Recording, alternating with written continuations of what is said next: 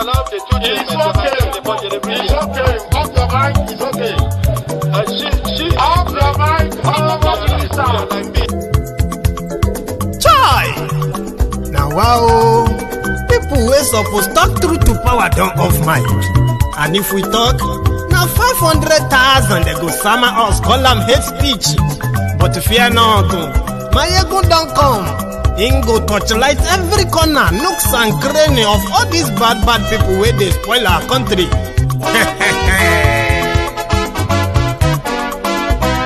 So my people make we laugh, oh, yo. My ego don't come, oh, yo. My people make we shout, oh, yo. My ego don't come, oh, yo. My ego don't come, man of the masses, oh, yo. My ego don't come, oh, yo. My ego diary politico, yo. My ego don't come, oh, yo. This one not the off in mind, oh, yo. My ego don't come, oh, yo. And in the touchlight every corner, oh, yo. My ego don't come, oh, yo. Okay, some people be they holla say they want the power. Chai, them be promise us say we go get light and power. Nah. Them hustle sote they can't get the power. But now they know they do anything with the power. Sure. Every day, dollar just they get the higher power over naira. See them talk say make we off mind, but thank God say my ego don't come. So my people make you laugh, oh, yo. My ego don't come, oh, yo. My people make we shout, oh, yo. My ego don't come, oh, yo. My ego don't come, man of the masses, oh, yo. My ego don't come, oh, yo. My ego diary politico, oh, yo. My ego don't come, oh, yo. This one not the off in mind, oh, yo. My ego don't come, oh, yo. Person where they do evil, no one make person talk. Them say that my egun, that man too they talk. He too they talk. Say my egun diary, he they hot like pepper. But every day then they take money in bulk. Woman picking, they the street they hawk. Still them talk say make we no talk. But thank God say my egun don't come. So my people make you laugh, oh, yo. My egun don't come, oh, yo. My people make you shout, oh, yo. My egun don't come.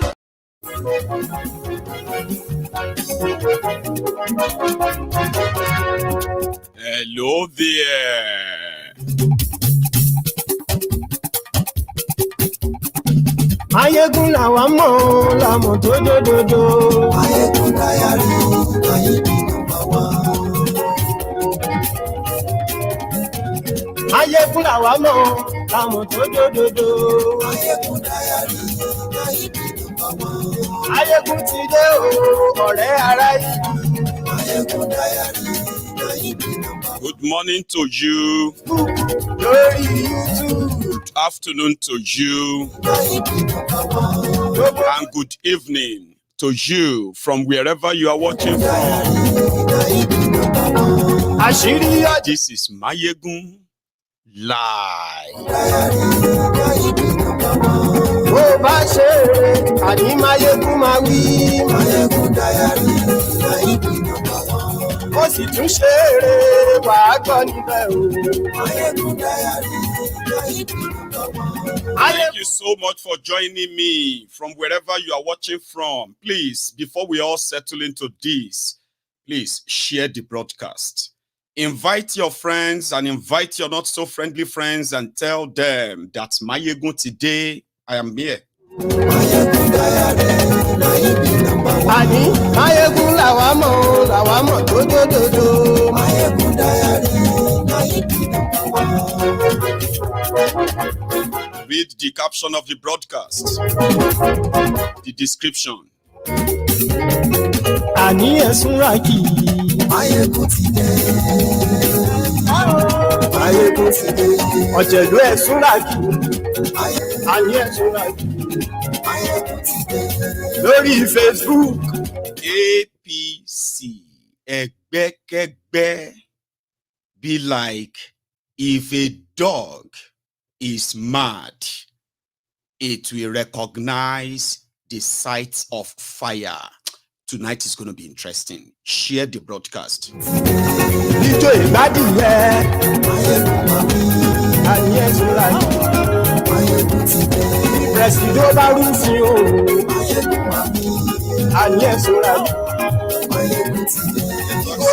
If you demand, they do your badness. So if you touch the tail of a hungry tiger, anything can happen. That's the Kano people.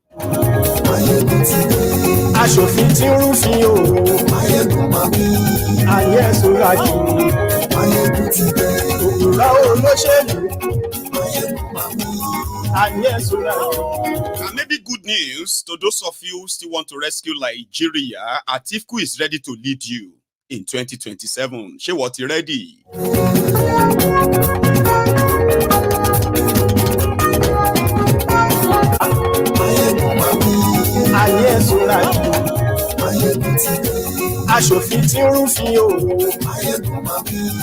Meanwhile, if you are in any trouble, who do you call first? A lawyer. What happens if your lawyer gets beaten up by the police simply because he's there to represent his client?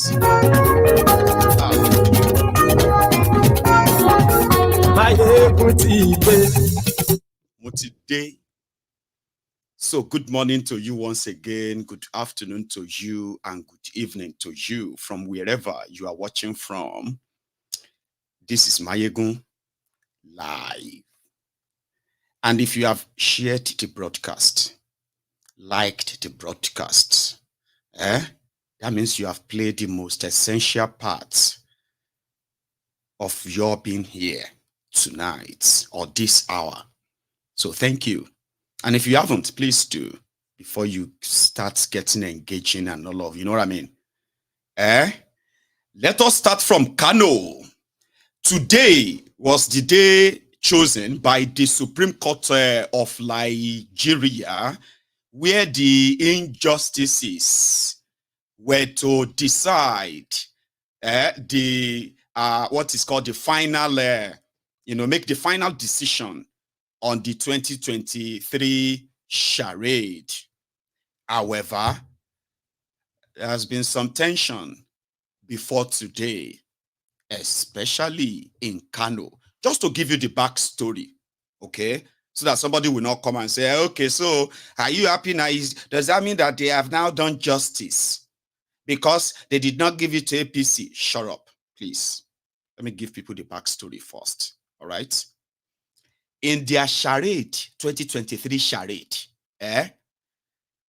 the APC, Egbekegbe in Kano, was beaten blue-black by their own ally, ANPP, led by Kwakwanso.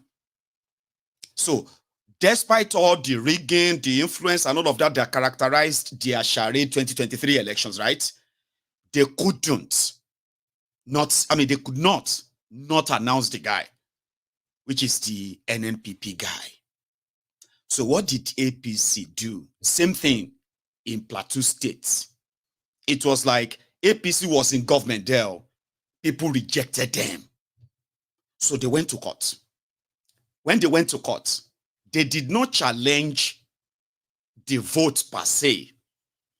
They challenged how those guys got nominated. Remember, they left APC to PDP, then from PDP to NNPP, where it was actually like PDP, because they are Kwakwansias, with Kwakwansop as their leader.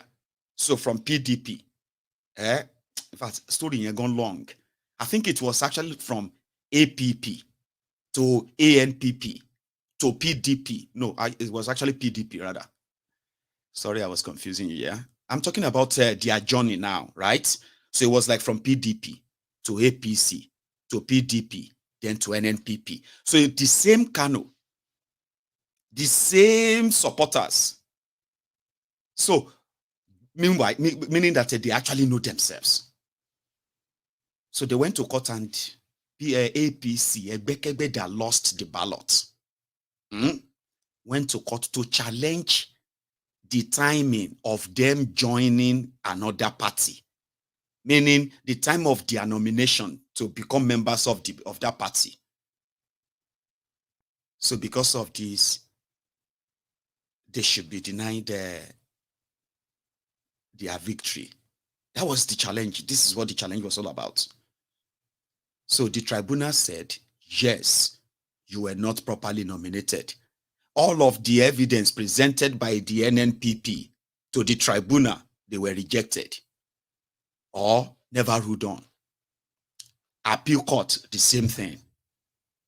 So people expected their Supreme Court to finish the job for them, make wahala come start. If you have not been following, I will understand though. You can easily just dismiss it. Baba, the tension in Kano was so high that the tribunal could not sit in their own courtroom. They had to do Zoom judgment. They cited safety. They were not sure they were going to be safe. And indeed, when they delivered their judgment, they said they agreed with APC that you did not get nominated properly by NNPP. So they went to appeal, which then was like Abuja, no longer in Kano. So appeal came and it was like, yes, you are not properly nominated. Meanwhile, in that same tribunal appeal, what do you call it?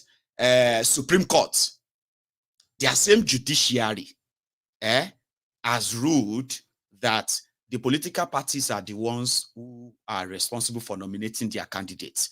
Anybody or however they nominated the person is not the business of another person. Sure you get. But that same tribunal was like, no, it's the business of the other people. So therefore, removed him. So they were expecting, and they were like already preparing, like, oh, more, forget it, wait, nothing go happen. Everybody go just scream, shout, do all of that, but still nothing. And it's true, like they believe nothing will happen. But some people now somehow said, in fact, the guy himself, the governor, came out to say Tinubu was under pressure. Can you believe that? To ensure that justice is not done. All of them are thanking Tinubu for not doing what is people would love him to do. Damn the consequences. So they are thanking, which means it is true that the whole thing was already permutated and done. And somebody said, well, Baba, sure you know that the same guy that is fingered in the leaked judgment of the Court of Appeal on Atiku and all of that stuff, the same guy who represented Tinubu is the guy that represented the NNPP guy in Kano. That maybe is the guy that was like, listen, if you want my own opinion in this whole thing, this is not the kind one. It's like a time bomb. Maybe they listen to him. Like people have been saying things, why this or, But the bottom line is, their Supreme Court today now said, listen, it's none of your business. Okay? And on the issue of ballot paper, the ballot papers used in some local government areas, they were not properly stamped. Well, that also is not yours to determine. If the INEC counted them and blah, blah, blah, blah. So they and everybody was like, or more. Something was averted today. It is not because they cannot move their soldiers out to suppress all of these people. I'm not saying they couldn't have done that too. But as you are watching this broadcast tonight, it could have been a different story entirely. It's either we are talking about how many people they have killed now. You know why I believe that? It's because when I saw the reactions of the people, when I saw them from every part of Kano today with what I have gathered, and I'm going to share some of them with you tonight, I was like, these are the people that are going to be the victims of miscarriage of the same justice. Sure, you get. I was like, this would have been the victims. They would have been those who will be out and begin to, because they have always been out. Abuja is just too far. So they were like gathered, waiting in Kano. So it could have been a different story right now as you're watching this. We could have been talking about people being like short, skilled, like it could have been and that could have also triggered the same reactions in some other part of northern Nigeria. Just today, I know you can say, oh, but nothing go happen, Jared. I understand, since nothing is happening now. So you probably would never understand, okay? Because if indeed APC, Egbekegbe, was truly voted for in Kano, like it is today, you would have noticed probably like silence, you know, like no, everybody would just, it would have just been like, you know, or it could have been APC, Egbekegbe right now, causing riot because they're actually in the majority. But no, everybody just disappeared that way, and the real guys were on this. I'll show you. Let's go to their court and see what happened there today in sequence as they happened. All right. So first, let's start from this would be like when they were arriving. Okay.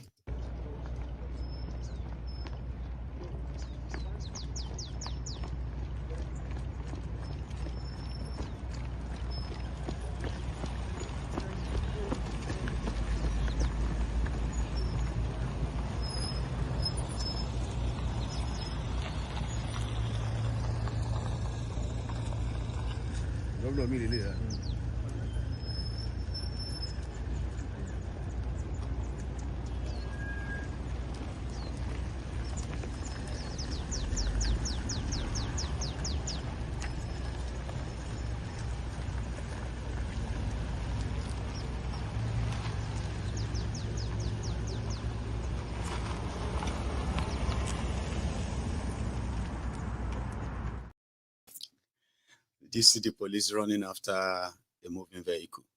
I don't know why they didn't stay in their car, and then all of them will come out once all of these guys come out of their car. But it is just part of the whole thing. It is called the peak. It is called peak fooling. You know, peak fooling. That's how you see a policeman carrying handbags for the wives of the politicians. It's peak fooling.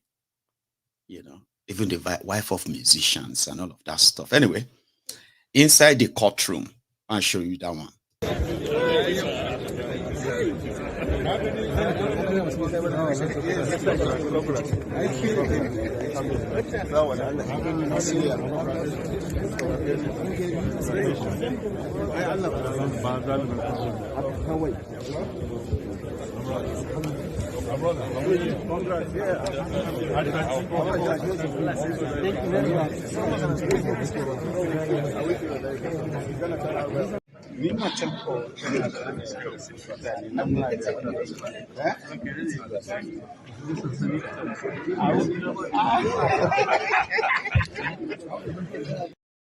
So that's the Kano guy, Abba, and others as well inside the courtroom. And but that first clip there was like after the judgment, so the other one should have come first.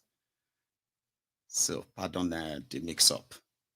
And immediately the judgment, it was for 8 states, by the way.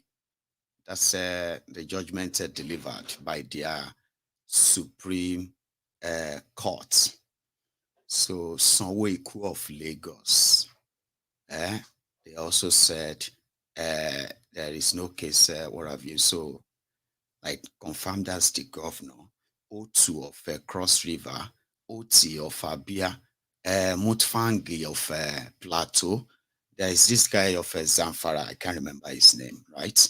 Then this Yusuf of Kano, and then Bala Mohammed of Bauchi as well, right? So they all kind of got the clear pass. There was no really much threat like that of Kano and Plateau State.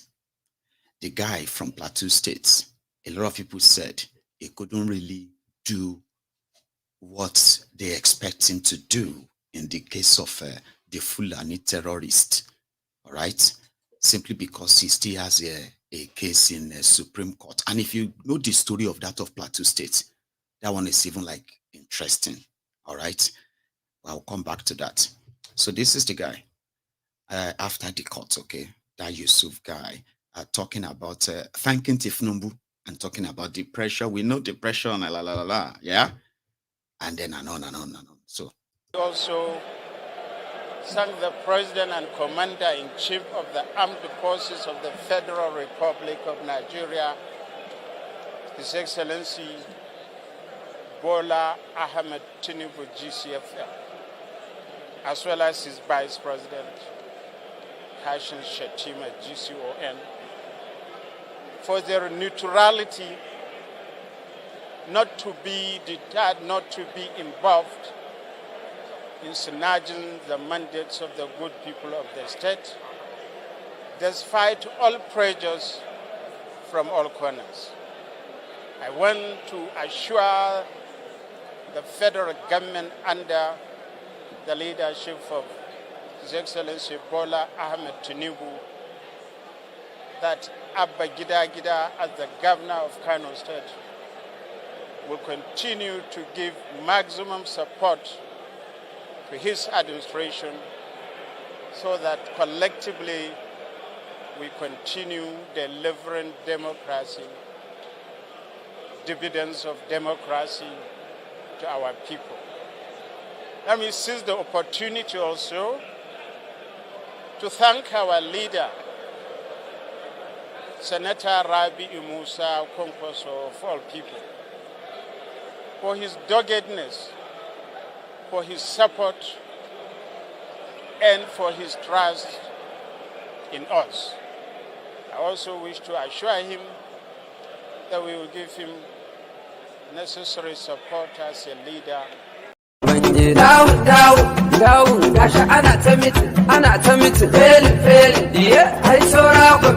Allah sawaye daga confusion aka babu promotion karshe wannan season ya zama end of down gashi ana ta mitin fail ai saura confusion Allah sawaye daga confusion aka babu promotion karshe wannan season ya zama end of. Oh, sorry. Man, I could probably sit there and even forget that I'm currently live. All right. Anyway, let's leave their courtroom and go straight to their streets. What's the reactions like? Finally, how do they feel? Yeah. Let's start with this.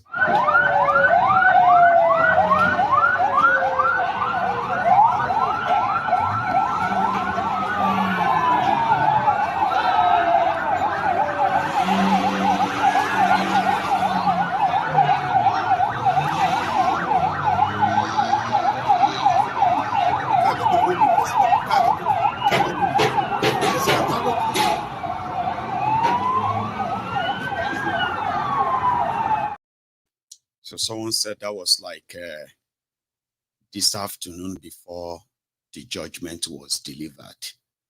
Just, the security guys trying to show some presence and, trying to warn everyone who might want to foment trouble, right?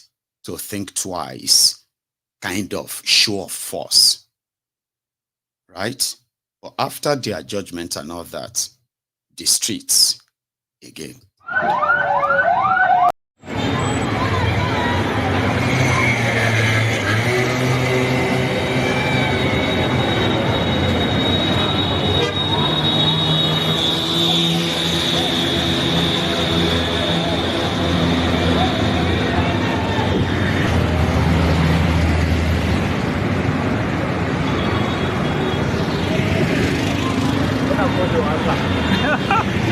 Muna gode wa Allah bisa wannan ni'ima da ya bamu. Mun san da mun inda zalunci yake yana zuwa ƙarshe. Ubangiji Allah ya tabbatar wa da Abba Kabiru Yusuf kujerarsa. Allah ya bashi ikon yin abin da ya dace. Muna godiya. Allah ya tabbata Kano. Ko ana so ko ba a so.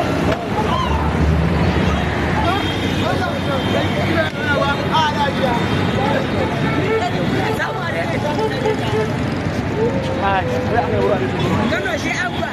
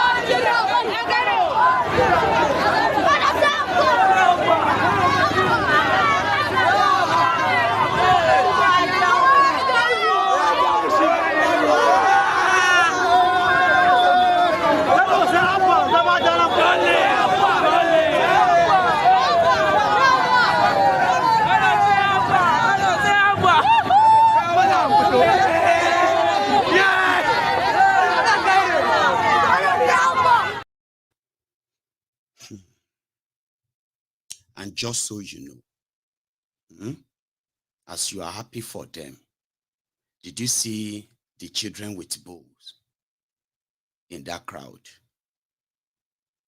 I'm sorry to probably break your heart. More than 90% of those children, they are the Almajiris that we talk about. Almajiri children that we talk about all the time. Oh, Almajiri. Did you see that number? They are not in school, so. Do you understand? They are on the street begging, growing up on that street. And most of the times, the terrorists in Nigeria recruits them. And you see, in Kano alone, there is over 4 million out of school children, Almajiri children, in Kano alone. So I just thought you should know that, in case if, you didn't know. And every state in northern Nigeria, they have that humongous number. Unfortunately, that contagion, that pandemic has spread all over Nigeria as we speak. And if you don't believe it, you can please Google it. Lagos alone has over 3 million out of school children. Can you even believe that? Lagos alone, according to their record, 3 million out of school children who are on their streets. Either just like begging, selling, like hawking, or slaving in different capacities. It's a menace. And they are victims of a rigged system that stole their future, stole everything from them, and thrown them out there. Just so you know. Let's go back to the streets. The Kano streets and their reactions.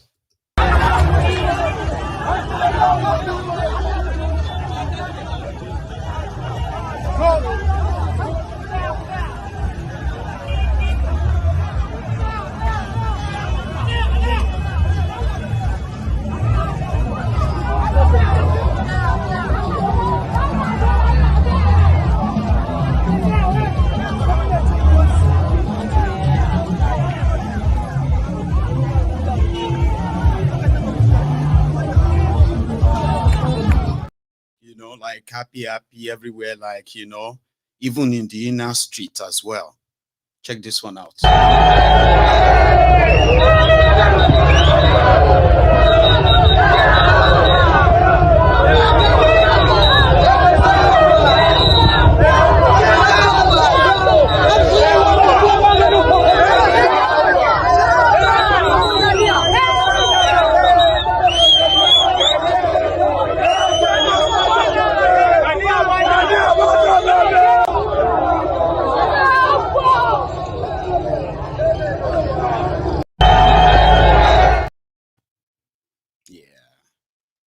Here is another one.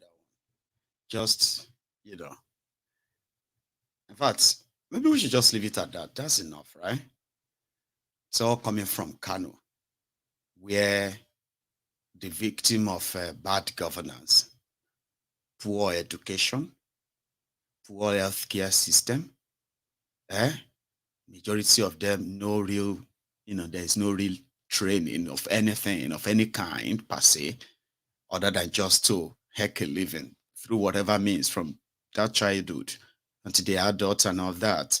And the likes of politicians in that northern Nigeria, they bank on them, they feed them. You get what I mean?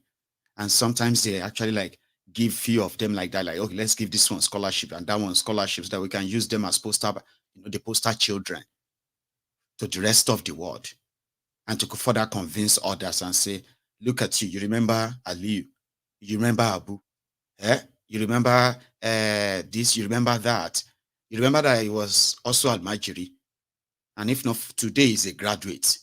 Thank God for Atiku, thank God for Kwakwanso, thank God for this, thank God for that. They do that a lot. But when you look at the number, that their corruption, selfishness, when you look at the numbers of the lives they have ruined, and the, what they call the charity they are doing, the goodwill they are doing, that gives them political leverage. The people are my people, they are on my side. Every time I am the one who control the people. Do you know what I have done for them? But only if the people know how much you have actually stolen from them. And what did you do with the money? It's like you, for example, now, right? You are able to just say, okay, Peter Odili, 1999 to 2007, how much did he steal, officially and unofficially? And you see it. What did you do with the money? Where is the rest of the money? And you're able to see all of that. Would you still call people like that your leader? Like, you're able to kind of see things like that easily. Citizens know what they have stolen from them. You won't be able to control them now. That is why this social media that they've not been able to control is one great headache for them. And somebody said, you might think, as some people will say that, you might think we are just noisemakers. All we do is just all this talk. We need action. We need to. These people don't give it that. They don't care. Of course, from the outer surface, they don't care. They act like they don't care. You see all these voices that all of you are putting out there, using all your own influence here and there to continue to enlighten the people. And you can easily see the response and the growth in this availability of this kind of information to the generality of the people, right? You can see the population growing. That's a big problem. They believe, some of you may not know, somebody told me that majority of them, they believe that they are living on a borrowed time. Something is going to click that will consume everybody. And you can easily relate that to the way and the level, the way they have been like stealing from you, and the level they have taken corruption to. A lot of you are seated today and you are looking back and you're like, God damn it. What are they doing with all this money? What would one man do with 180 billion? You are imagining how somebody can easily just steal billions of dollars. So just like that. Because they are stealing as if to say Nigeria is going to end soon. One of these days, this whole thing is going to end. Okay? Because all of you continue to talk and talk. One day, that talk is going to lead to the greatest mobilization they've ever seen. That's why they're angry that they're not controlling this whole platform thing. Social media. Do you know how much money they are spending on PR? On PR, just to kind of either to try to take over the narrative of anything. They've lost. Because that simply means it is like living on a borrowed time. Sooner or later, it is going to kaboom. So take whatever you can take now. Then you better take whatever you can, anything where you can get. You better quickly take your own night because if you wake up tomorrow, may Nigeria may no demo. And what will be our own this? It will be whatever we have managed to steal from them. They are building airports, abandoned your roads. Even states that cannot pay salary, they are building airports because they are no longer kind of interested in using the cars. Automobiles, they spent billions. If you put all of them together, trillions every year to fund their own vanity. Now they are buying private jet for themselves, building airport in the name of, we are building airport for Ekiti. Ekiti is building airport. But what is wrong in building? There's nothing wrong. Well, a lot of you believe that they are just building the airport for you. No. They need a place where they can land and fly when everything done pafuka. You will just be wondering, how did that one leave Nigeria? How did that one escape? Instead of building private airfield, which they have been building, by the way, as well. Some people have told me that as well.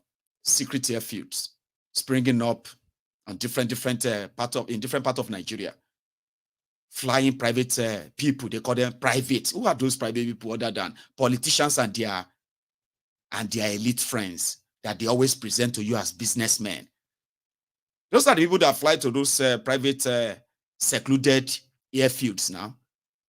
But those ones who are as governor, they are building airports. They will just build a one-year runway that can take their private jets. And they will take the pictures. They will cut the tape and say they have built the airports. They are preparing their escape. They are looting Nigeria like tomorrow, no day. These are people who are supposed to be rich, yo. Nigeria is bleeding, oh. Sure, you get? These are people who have stolen. I'm talking about career criminals, career politicians. Majority of them have been in this business at least for the past 30 years. When this democracy started, there are so many of them that have been in it for the past 20 years.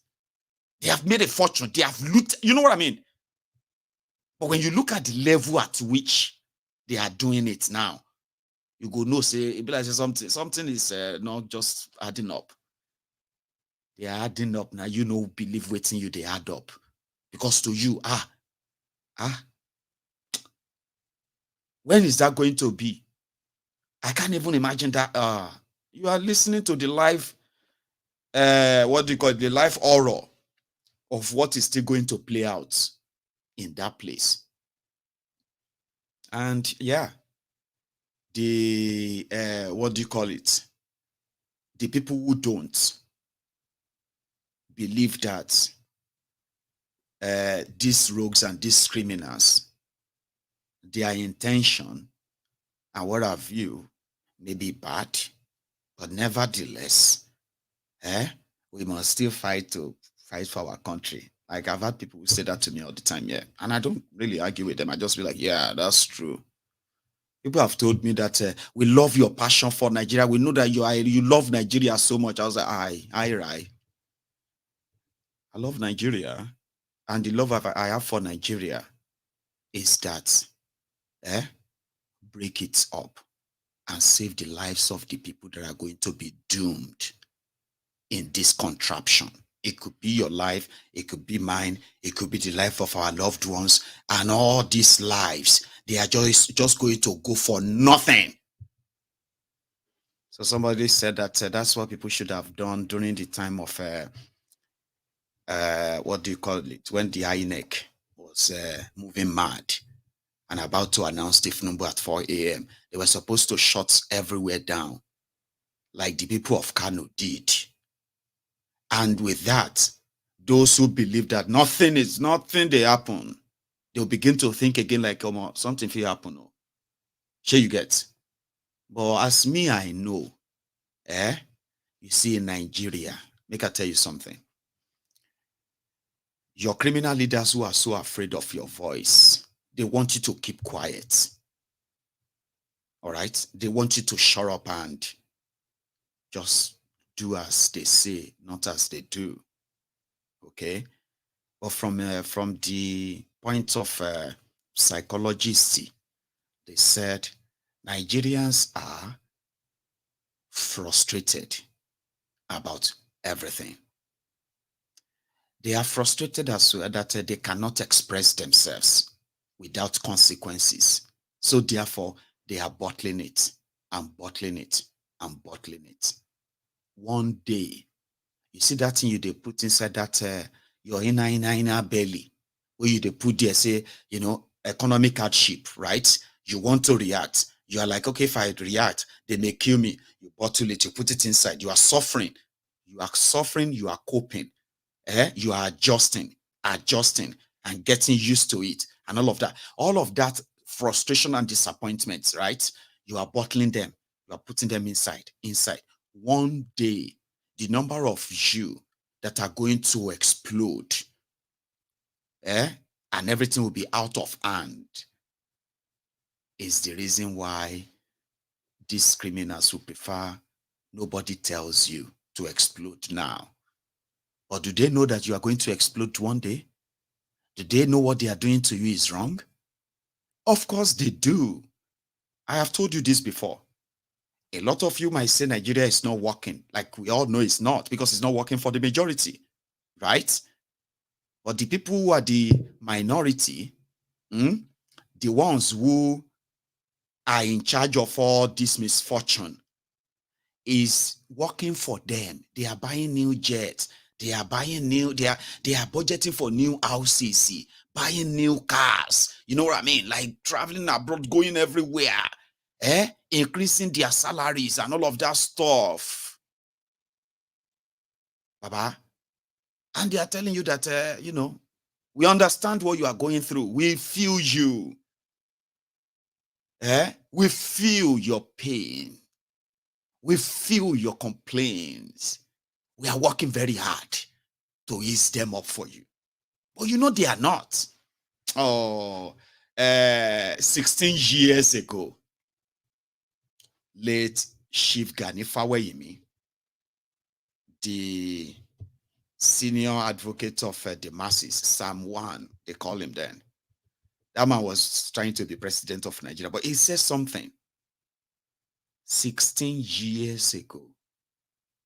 And I want you to please pay attention, not just like, oh my God, Chief Gani Fawehinmi, oh my God. No. I want you to listen to the details of what he has to say. And then fast forward to 16 years later, 2003.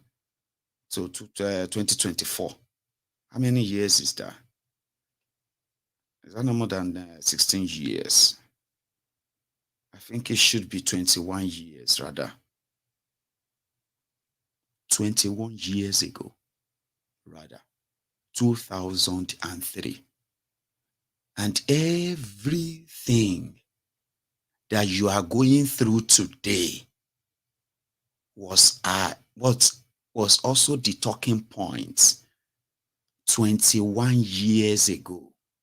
Omo Yami.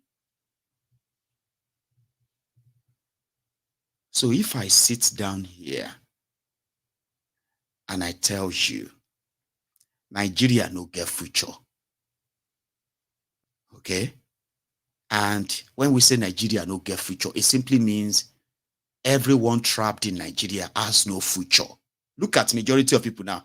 What they call future now, one is category by category. Sure, you get. What some call future is when they have access to public money, all right, free money. They begin to they begin to dream about future, like, right? Their children, why their children must never be poor again. So they have to work hard and steal more. So those ones will tell you, in Nigeria, there is future for Nigeria, because there is future for them in whatever Nigeria becomes. There are others who believe that after stealing from Nigeria or even doing legitimate business, the future is not in Nigeria. A majority of them are looking for either to take their family out of Nigeria. They will tell you, me, I'm still going to be in Nigeria. I just want my family to, I want them to kind of like, go to America or go to Canada like that. So if you know anybody that can help me with that. For me, I'm still going to be here. This Nigeria now, because to them, if anything will happen, may happen to them. But for their children and their, oh, mama beg. That's the future for them. But you see the rest of you, where your second name no be like the names from these categories I mentioned. And they are telling you that you should have faith. God is there for you. God is the God. Baba, one ton any o. Sure you understand? Nigeria will need future kokon. Imagine those of you who are probably going to see this video and you are just 23 years old, 24 years old. You are just babies. Babies.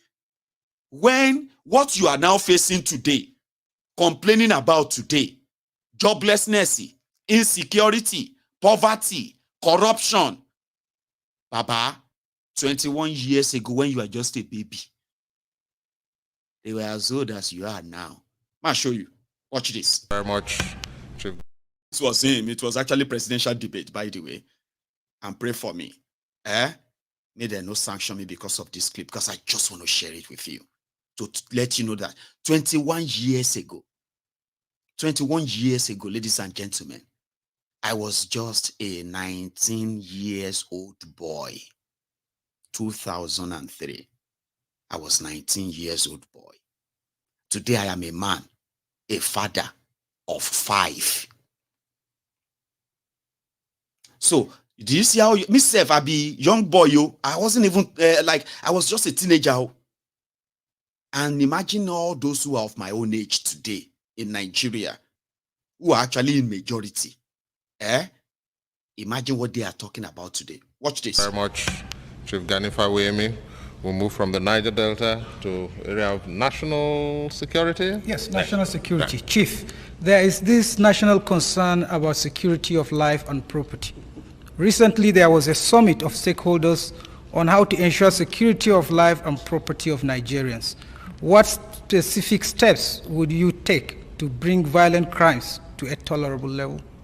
Violent crimes did not just come like manna, like anything from the sky. They are man-made and they are created by policies of government. Nobody wants to be a robber if he has a job to do. 86% of the crimes of Nigeria are caused by poverty. There are 3 types of crimes. Poverty-induced crime, and that accounts for 86%. 2, disease-induced crime. Those who must do a kleptomanic mania, and they steal because they want to steal. And thirdly, there are those, even if you give them the heaven, they will ask for God. Those people are in the minority. But the most troubling is the percentage of 86%, who are robbing and stealing because of poverty. Let me tell you this. Do you know that 85% of the graduates we produce don't get jobs? Do you know that 97% of those graduates are from poor homes? In the past, it used to be that if you send your children to school and they come out of school, you say your burden is over. Your children will take care of you. Nowadays, when your children leave the university, they come home, you start feeding them again. That is intolerable. So when these young men see how our money is being looted and being used to buy sumptuous cars, build houses, and so on and so forth, and you want them to stay home, wake up in the morning, do nothing. So for God's sake, let us deal with the social problems that have afflicted the masses of our people, then you reduce crime. You can create 1 million policemen in Abuja here. You can create 1 million policemen in Lagos. Crime will continue to grow. When Tafa Balogun was telling us about fire for fire, he doesn't know there's no fire in the belly of his policemen. They are stricken by poverty. They are enveloped by anger. Their own children are poor. They have not eaten in the morning. And they are using old, outdated guns to meet AK-47. So for God's sake, let us deal with social problems. You reduce crimes. Give people jobs. Give people food. Create an atmosphere where people can go to school. Not locking up the university for 8 months because ASU is asking you to pay what the UNESCO says you should do, 26%, and you are giving 1.8% of the whole allocation to education. So these children are angry, and they can turn into crime anytime and be criminals. And then you have yourself to blame if they visit you at night. Look at Lagos today. Every street is an open prison. There is a huge barrier, a huge iron gate in every street. And you know what that's caused? Many people who are pregnant and they want to go to hospital could not deliver because they couldn't go out at night. Some of them have died, the baby have died, the babies have died, the mothers have died, and therefore, for God's sake, we should not cut our noses to spite our faces. Let us deal with the social problems instead of the physical problem of employing more policemen, because policemen themselves are poor. Did you hear that? That was 21 years ago, Omo Yami. If you see anybody in their 50s, in their 60s, in their 70s, telling you that Nigeria is going to be great one day and blaming you, you know they do that a lot. What have you done? All of you, these young people, when we were younger like you, we know what we did to make, they didn't do anything. No, these are useless people. And they want you to end up useless like them too, in a useless country, created by their useless, supposed their leaders too. Remember all these criminals, they were younger at a point as well. They were not born old. They're not born old. They were younger like you too. When they started this journey that finally led Nigeria to where Nigeria is today. Did you hear him talk about ASU strike for 8 months? They never born you that time. Now you have the experience of a ASU strike of 8 months. Didn't you? Abi, you don't forget, you can't forget. Abi, why would you forget? Your children are going to suffer ASU strike of 8 month strike. In their lives too. That is the future of Nigeria. It's not like person they wish open your eyes. He said they were using money that is meant to help the social responsibility like that, right? They were using that to buy cars, to build houses. And he gave examples of, look at Lagos. And it is true. Almost every street, they have gates now. Almost every street in Lagos. Why? Because of armed robbers. For security. Where dog, they chop dog. That is the society they have created. And they don't give a damn. Since they have the police to protect them, things have gotten even worse. Let's go back to Kano. Talking about policemen, Nigerian policemen. Do you know that you have been hearing about repentant terrorists being recruited into the Nigerian army? Have you heard about repentant thugs being recruited into the police? 222 of them have been recruited after they said some rehabilitation and training, or police rehabilitation and training. 222 thugs in Kano are now policemen, and they could be the one asking you to park there in the next few weeks in any part of Nigeria. They are Nigerian policemen. No, they are not like, oh, they created some Boko Haram repentant. No. They were thugs, criminals. They call them criminals, but they use thugs for them. But they're like repentant criminals. You will never know their crimes. You will never know what they have done. You will never know if so many of them are sex offenders, if they are armed robbers themselves, if they are murderers themselves, if they are serial killers or what have you. You will never know. But it's going to put on your uniform. Nigeria police uniform. Emi, kilonche Nigeria. Oh,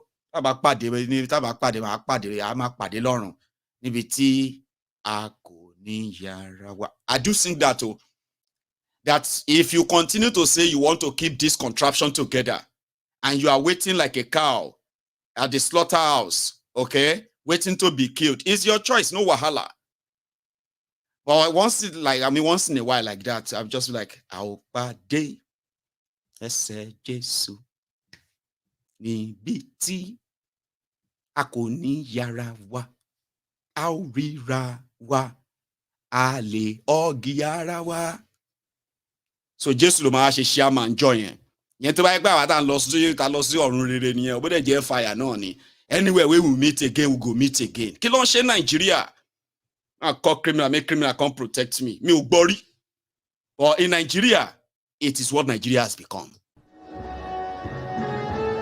The 222 thugs, popularly known as Endaba in Kano State, are here to embrace the amnesty initiative introduced by the Nigeria Police Force in the state. About 3 months ago, the Kano State Police Command invited some identified individuals believed to be behind the escalation of thuggery and other heinous crimes in the state for dialogue. The meeting yielded a positive response as some of the thugs embraced the initiative. Among the 222 repentant thugs, 50 of them drawn from Dala, Fege, Ungugu, Kano Municipal, and Gwale local government area of the state, having completed a 2-month intake training as members of the Nigerian Police Special Constabulary, were decorated. They pledged to promote peace in the state and promised not to go back into thuggery. I am among the 50 people who were trained and absorbed into the Nigerian police force, and I am prepared to play my part to ensure that Kano is peaceful. We will go around the state and continue to preach peace to the people so as to keep the state safe. While welcoming the repentant thugs into the society, the Commissioner of Police, CP Mohammed Gumel, debunked reports making round that the police is recruiting thugs as its personnel. He says the amnesty initiative is only aimed at sustaining peace in the state.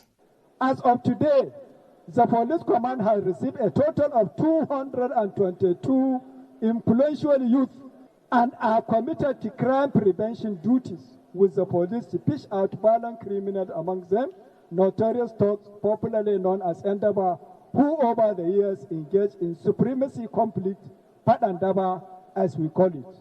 The governor of the state, Abba Yusuf, who gave a rousing welcome to the repentant thugs, urged them to be good ambassadors of the state. From the day they surrendered, they have been subjected to series of reformatory process. They have undergone lectures from psychologists and other experts in human behaviorism. And by the grace of Allah subhanahu wa ta'ala, we are going to give them all the necessary encouragement. But the move has generated uproar online as some of the repentant thugs, who is said to be a notorious criminal, recently declared wanted by the police. Nasir Abdullahi, popularly known as Chile Midoki, is among the new recruits. Some critics kicked against his inclusion and denounced the entire amnesty program. But while defending the move by Kano State, the police force spokesman, Muiwa Adejobi, said, and I quote, "They are not policemen, I was told, and it has been in the news that they are repentant individuals who have been mobilized into the constabulary scheme of Kano State. The constabulary scheme is not police, but a community-based initiative. With the integration of these 222 repentant thugs into the society, residents of Kano hoped that the amnesty program will address the incessant crimes in the state." Ayo Adinayi. I decided to give you that report so that first you just be like, oh, then you kind of hear the part where they have to cook you. What they were doing next was to cook you. Or it is a special constabulary force for Kano. Here you get. And they are just there to maintain peace. What peace? And it's the Nigeria police force scheme. Blah, blah. Why are you just hearing that? Is police itself not constabulary police? Nigeria police is that not constabulary? Constable. Abi, do you not even know that? It is the same colonial policing system left by your colonial master. That's what you are having there. Do you not know? Some of, okay, maybe now you do know. So anyway, Sha, they say now until you begin to see them everywhere they will be. And then you'll be like, I thought they said na Kano you go there. I just like, you cannot even speak English. You hear what they talk? Allah go there. Now here I go there now. This is where this is where I've always been. When all of this will just drop on my lap, I'm like, Shemi o suffering. On today, Kano constabulary today baushi. And just like that, that's it. But there's also something that kind of sort of irked me, and that is, I don't know if you have noticed that too. I'm just kind of like, a lot of people have been reacting to that video differently, which is all right. But to me, I was just like, hang on, what is with this northern Nigeria and creating forces like, this force, that force, whenever a southerner is the president of Nigeria, like, what is that? They created Sharia when Obasanjo was there. Yeah. Then they empowered the Sharia courts that look like they're like normal courts. They could, like, Sharia was supposed to just be about Muslims, okay? If I'm a Christian right now, or as long as I'm not a Muslim, right? Sharia was not supposed to touch me. That was what they said, though. It wasn't supposed to touch me. That somebody said, okay, I said something about Allah. Sharia was not supposed to touch me. I know that is what the moderate Islamists, the moderate Muslims will say. But in practice, that's not how it is in practice, if you will be honest. Blasphemy, those people they have killed, majority of them are Christians. They are not Muslims. And they were killed because they said they did something that violated Sharia. Now Obasanjo allowed them all. Obasanjo. So now they have started the police constabulary filled with repentant thugs that have been through psychologists. Are you joking? Is that playing? Yes, are you playing? Of course, Nigeria is a joke as it is, and it's also a very, very dangerous one. So dangerous that life is almost meaningless. Some will tell you outrightly, life is meaningless in Nigeria. But I still believe that there are still people who kind of value lives. And they are doing their own best to sort of preserve lives. So we should never just, rub them off like they don't exist. That's not going to be kind. There are people who are doing everything to also kind of impact on humanity because life is still sacred to them. Imagine people who have baby factories. And what they do there is just to get young women, get them pregnant by random men, and then put them in a house like you are rearing a chicken or rearing a goat, okay? Waiting for the day they will deliver. If they deliver 2 kids, that's like an extra blessing for you. The owner of the baby factory, they call that baby factories. Even though their law in Nigeria supports adoption, here you get. Yet, some people believe that in their own evil, creative mind, they could just turn human beings into animals that are just popping out babies so that they could sell them all over Nigeria. There are those who are experts in kidnapping children. They will kidnap them from southern Nigeria, sell them off in northern Nigeria. They will kidnap children from northern Nigeria, sell them off in the southern Nigeria. And it was like, there are people who do that. I don't know if some of them are watching me in real life. So they found a place in Gombe. I'll show you this one. So we can actually give credit to their police here. Good job. Thank you, especially because of these children. Look at it. A sad reality on the rate of child trafficking stares on the face of humanity as Gombe command of the Nigerian police force parades suspects involved in a ring of trafficking babies and that spans from Gombe State to the shores of Lagos and Anambra states.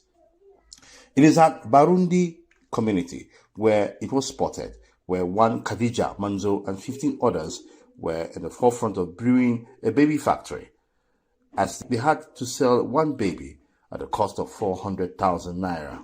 Sometimes within last year, one Khadija Shehu Manzo and 15 others were involved in selling young babies to people in need. On receipt of the report, detectives attached to Locust Division swung into action, where a full-blown investigation was carried out, and the said Khadija was arrested. In the course of investigation, the other suspects mentioned above were also arrested. What's interesting were the activities of officials of the government-owned social welfare, which led the reported sale of 5 babies, at which they were rescued with a hunt for 2 babies in Anambra and Lagos State, respectively. Out of the 400,000 she received from the person that bought the child, which is Tina Raphael, she gave 200,000 naira to one Haruna Abubakar, who is working with the social welfare Gombe. There is one Hadiza came to our office telling me that her sister was given a child by the hour, that she want to adopt the child. The hour people gave her the child. They sent them to come to our office for us to recognize, to document everything. Such is an interesting chain of events in the Brain Baby family. Thank you, AIT. That's your report, by the way. Do you know where it actually gets more? Some people said that's breaking. I said where it actually gets more sad is that those who facilitated the sale of the children, 400,000 naira per child, they were government workers working in the social, what do you call it?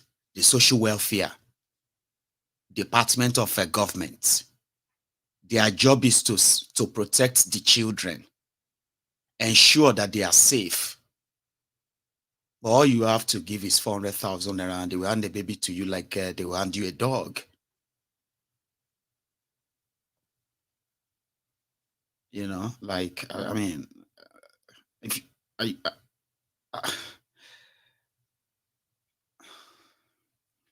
because as a father, right, I was going to ask that, do you have kids? Like, do you have children? Okay. And what's it going to be like if somebody just yanked that off you because you have become so poor that you agree to be popping out their children just to stay alive and just to be able to feed? Or what? You don't want to see the kid anymore. In Nigeria, where they believe that human being can turn to money, they also are in the market buying children, which they call, you know. So when you now see the people who are in government, who are supposed to actually arrest these people, are those really involved? Working with baby factories, Bala Mohammed, AGA, that woman, you know. Somebody said the heart of man is evil. Of course it is. So is the heart of woman too. Someone will just balance them like that. Evil people. I've been hearing about baby factories now. Abia, Aba, Lagos, Kano, this Gombe that you just heard about now, and so many other places. Like, it's actually business for some. And it doesn't matter whoever is caught. They're going to do it elsewhere again. They're going to do it elsewhere again. And some of because the real people who are supposed to stop it is an opportunity to make money for them. And all they have to tell themselves is that at least the children will have good life. They don't know. They don't care. If the children are going to have good life, if they are not going to have it, they don't care. But that's what they tell themselves to make themselves feel better. And sometimes they actually tell themselves, those who do this kind of horrible thing, right? They tell themselves that they are helping people to be happy. Are you serious, man? Baby factory is not, you know, usually they will say children or little girls who get pregnant and they run away from home. Okay, some people, instead of like taking them in and helping them, okay, they will just turn them to baby factories, you know. But that was then. These days, they recruit people. So what job? There's a job. Oh. What is that job? The job is that you are going to get pregnant for women who can't get pregnant or who want children, and you will be paid. For example, now, for a child, we'll give you 50,000 naira, 100,000 naira. You can use that to start something. And if you have twins, that's like 200,000 naira. You can use that to start small business. And if you want, if you like as well, you are still young. If you give them like a 3-4, that's like 400,000 naira. 4 children. Remember, one is 400,000 though in the market, too, 400,000 though. But that's what they give to these girls. Imagine you being pregnant for 9 months because of 100,000 naira. Imagine the poverty that will make anyone, or the condition that somebody will be in, only because they will give them 100,000 or 200,000 naira to be pregnant for 9 months with the agreement that, no, this is not even like surrogate. They are raping them. That's what is happening. It's not like artificial insemination. Like you say surrogate. No. It is so, I mean, that's why I'm kind of short of words. So they continue to rape them and rape them and rape them until you get pregnant. You don't need to know whoever is coming in. Random men will come in, they will rape them and rape them and rape them until they get pregnant. If you don't get pregnant this month, the whole rape continues next month. Until you get pregnant. Then you carry that for 9 months, only for somebody to yank that off you. Or for those who are still having theirs, probably they haven't found buyers for them. So that because they know that those kids are not theirs, they're going to take them from them. So that's why I asked you earlier that, do you have kids? Do you? In case if you know anybody who is doing this kind of horrible business, you have no other responsibility than to expose them, even if they are your family members. Do you get that? You kind of, as horrible as Nigeria is, I know, you have no idea of the different kind of human trafficking that is going on in that place. And that is what Chief Gani Fawehinmi said, in a place where they deliberately make the people poor. In Abuja, the people are selling their kidneys. I'm talking about large number of people. Young people have sold their kidneys, and they are currently not on any dialysis or something. If they take any kidney from you, you will be on medication for the rest of your life. But poverty will tell you, shebi na one, might just sell them. When you give it away like that, no amount of money given to you, is going to be enough to give you the medical care that will actually prolong your life. But poverty will tell you, no, leave that one, Jari. I know somebody they donated his kidney. Today is done that now for the past 15 years. Really? Okay. That is a pandemic in Abuja, apart from the kidnapping. So 21 people, 22 people were kidnapped in Abuja last night again. But it's unfortunate, isn't it? I'll use this political break as well to kind of use it as a break. Okay, let's in fact, there's no break, not yet. When you think your right is being violated, who do you call? If you are in trouble with the law enforcement, call Saul. No, don't call Saul. You know, they will say, you better call Saul. No, don't call Saul. You will call a lawyer. That's the first advice that will be given to you. You need a lawyer. And the reason is because you don't want to say something that is going to implicate you. And if this is going to end up in court, that is going to further destroy your chance or your defense. That is why you need a lawyer. And in fact, professional policemen knows that they cannot talk to you except your lawyer is present. Yes. Or if you waive having your lawyer around when you are in contact with law enforcement officers. That is what professional do. That is what normal people do. But you see in Nigeria where they have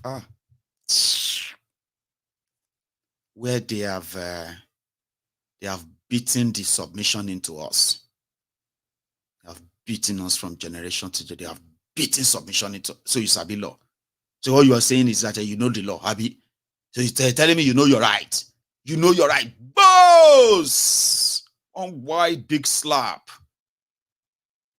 And you begin to hear the tunes of old fella, old this, old that. They are all playing simultaneously in your head, and they ask you again, did you just say you know your right earlier? Are you going to tell them, say, no, you misunderstand me, you misheard me. I didn't say I have right. Yeah? I said, if you check my right hand. I didn't say my right. I said my right hand. I thought you wanted to say you know your right, because that is the situation in Nigeria. I was asking the people the other, I was like, how do you kind of waste so much money, to be a lawyer in a country or in a lawless country? How does that make any sense? You invest in education simply because there is always going to be a return on that investment. And that's why they say there's nothing. I mean, education is not a waste. If you think education is a waste, try ignorance. Or as they say, if you think education is expensive, try ignorance. Some of you probably don't want to know that ignorance is more expensive. You just be like useless, like almost totally useless. And education is not just about how to read and write alone, how to what they teach you in that your four corner of your bedroom and all of that. I mean, it's classroom rather, bedroom. There's a lot, like me now, self-taught and life experience. And my own popular quote is, life is a teacher. The more you live, the more you learn. In Nigeria, they beat lawyers steady. When lawyer walk into a police station, before your lawyer even show up, they don't beat you, don't write statements. Burn you. Which right? See the craze? Write statements. They will tell you what to write. You will be writing and you'll be lying against yourself. Remember, you shouldn't do all of that without the presence of your lawyer, so that you don't implicate yourself. You dey mad? Write it there that 3 of you are armed robbers that will cut you under the bridge in Oshodi, because you have no address of where you are going. Yeah, write it there. But guy, I told you, I said, you dey mad. All because you didn't give them money. One not here, but until you actually like give them what they want. But gone are the days when you be like, I'm waiting for my lawyer. No man, no lawyer, do everybody.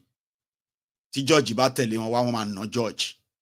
You have no idea where you are living if you don't believe. I mean, if you think all of that are normal. So why are you studying law in a lawless country? Because you want to put it, okay. Lawyers are protesting in Lagos because they can no longer take it. This is too much. Why did I become lawyer? Did I become lawyer to be beaten up like this? We need to report to the whole world. Police brutality must stop. And I remember that they were actually very much involved in the NSAS protest at the time. Lawyers support NSAS, and they staged their own protest too. Remember, NSAS, okay. But that's the issue. A lot of us kind of forget things so easily and then very fast. Events, there are so many things to remember, Abi. Let's go back to Lagos. Lawyers, Lele, yo. Solidarity forever. We shall always fight for our rights. Solidarity forever. Solidarity forever.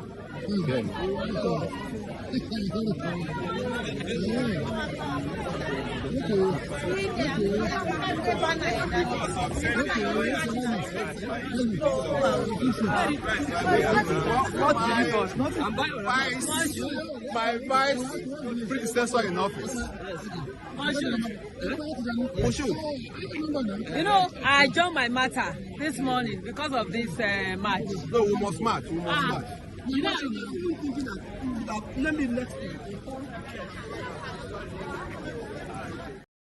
Yes, so we must march.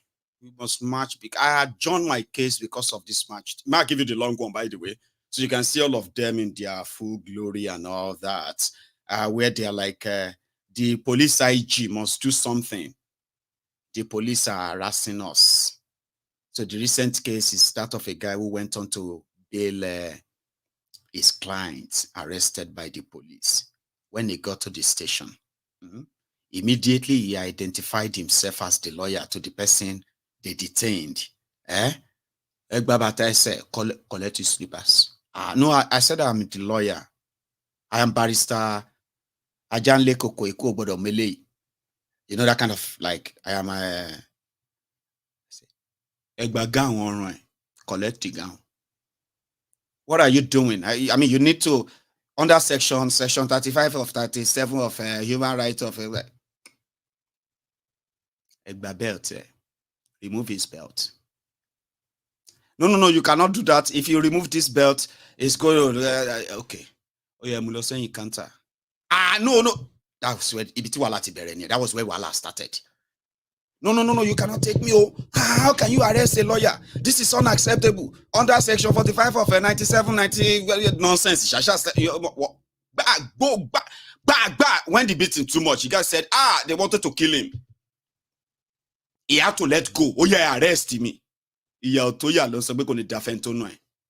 say when beating no reach, you go to tell person where they beat you, say, God punish you. God punish you. If the beating enter you very well, na ejo, sir. I get it, sir. Please, sir. Lumamashi. Iya otoya, lomon so ko ni defend to no. You know, go better for you for beating me. Iya otoya now on a sample. On no lawyer. Only this protest to you, just in case if you want the backstory.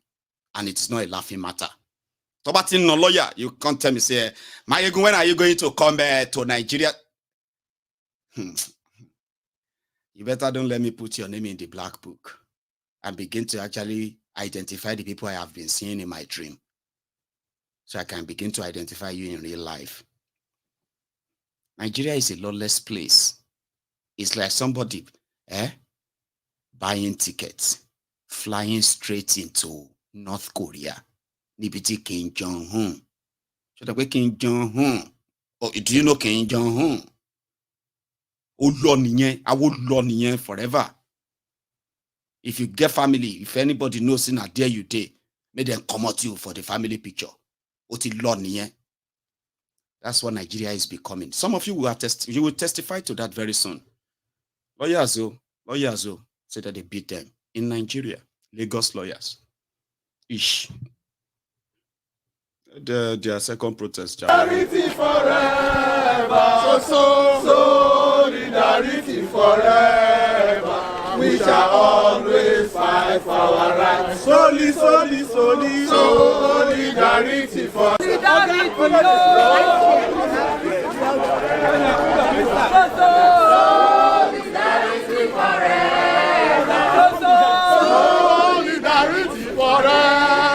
As our colleague was recently brutalized in a police station in Lagos here. So we are protesting against such incidents.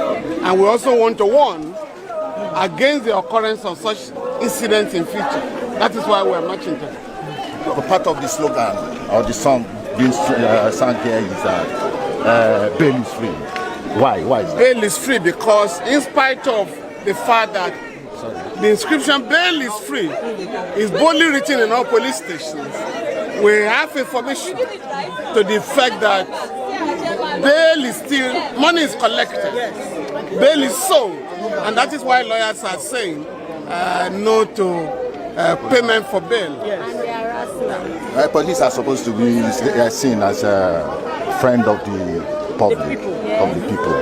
Well, we have been assured today by the Commissioner of Police Mr. Fakwade that the police, Fayoade, that the police will remain our friends. So we want to see that in action. They want a full investigation of the incident, station, and happily the Commissioner of Police announced today that a high-power investigation is already ongoing. He also indicated that lawyers should be prepared to be members of the committee since the police have nothing to hide. So after the report, we are also taking certain steps, or beside the report, the NBA is filing an action, to protect the human rights of our colleagues. And to make a point that if anything of that nature happens to any lawyer again, the Nigerian Bar Association will take it up. Thank you, sir. Thank you. Thank you, sir.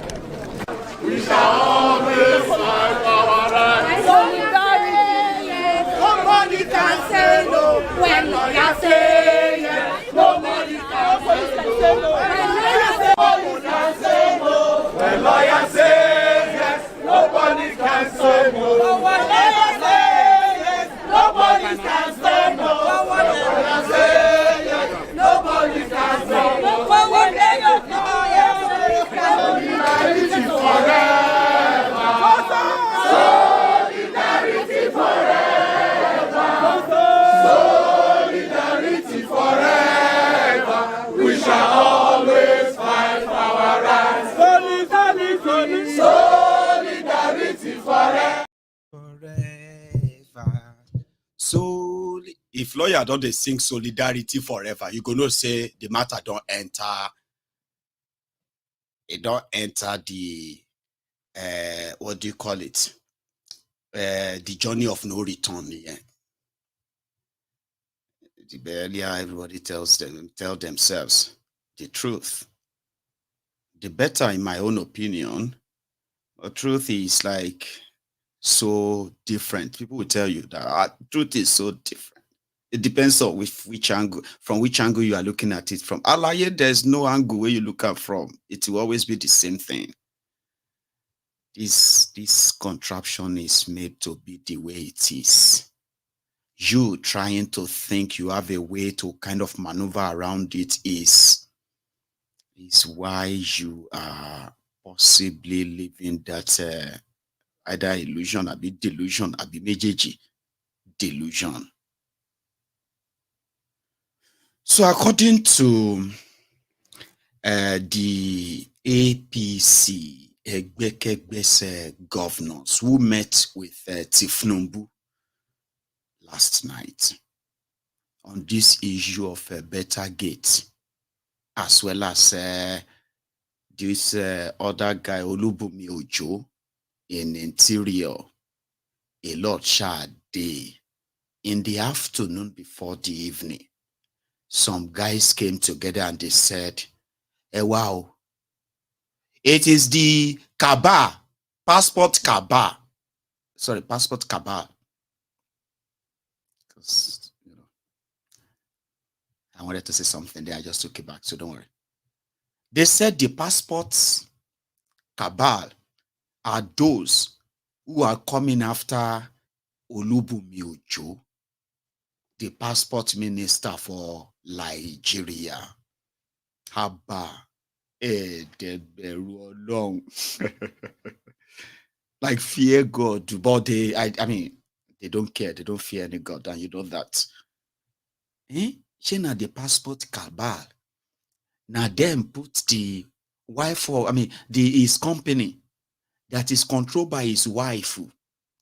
Where those passport cabal that puts the name of the company inside the NC to collect 438 million naira.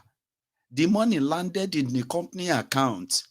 Una withdraw them, come pay few people, made them do PR for you.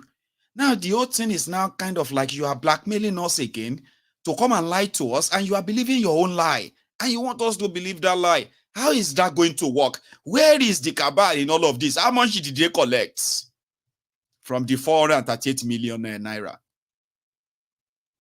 Palliative money. How much did this cabal collect? But you know, it is Nigeria. Nigeria, a crime scene. Lewa criminality. All they have is just, all they need is just the name of a group, faceless, and a logo. And then the media will be talking to them because they have something to say about Edu Gate, Abibeta Gate. I'll start with them before we now go back inside the old rock villa. Here.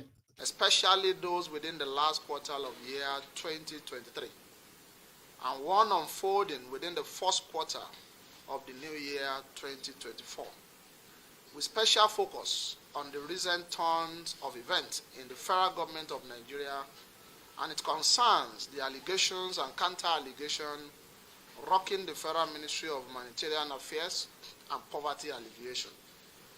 Concerned with the development, we, the National Civil Society Council of Nigeria, met to appraise the issues and come up with vital resolution.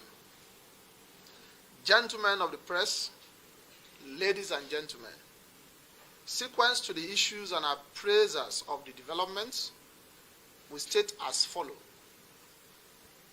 The civil society community commend the decision of President Bala Mohammed Tinubu to reduce the size of entourage of executives aiming at cutting down the cost of governance.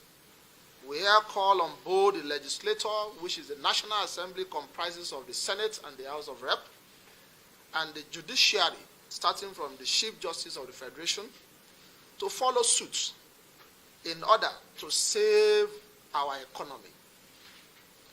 That the Council is confident that efforts of the President towards improving security and economic welfare of Nigeria gradually yielding positive results. Today, it is evidence that the Minister can deliver on their mandate. The Minister of Interior has proven that there is hope in the present government.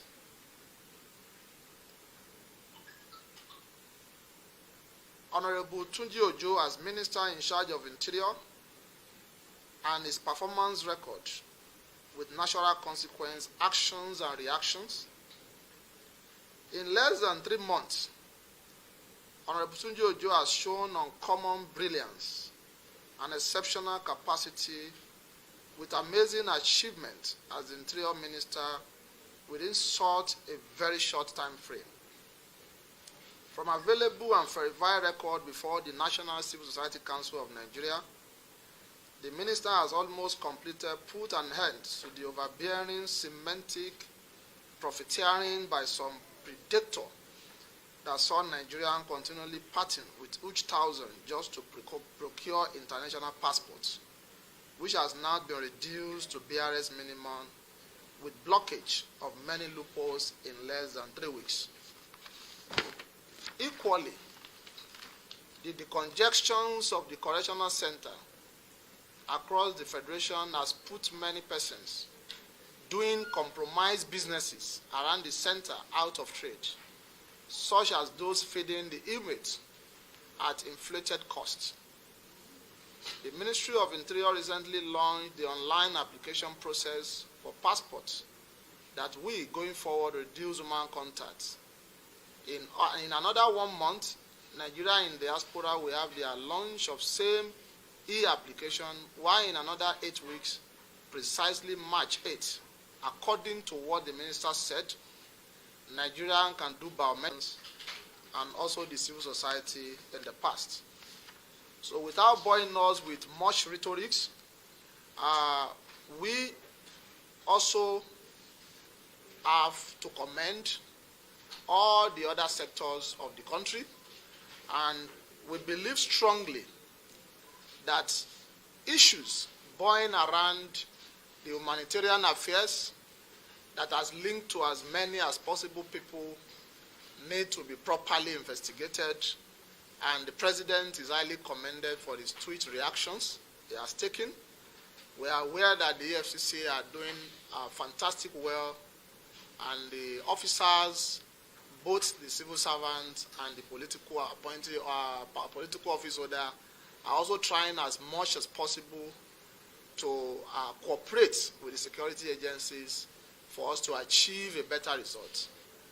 We are only alerting the public that the situation that is ongoing should be left to be sustained.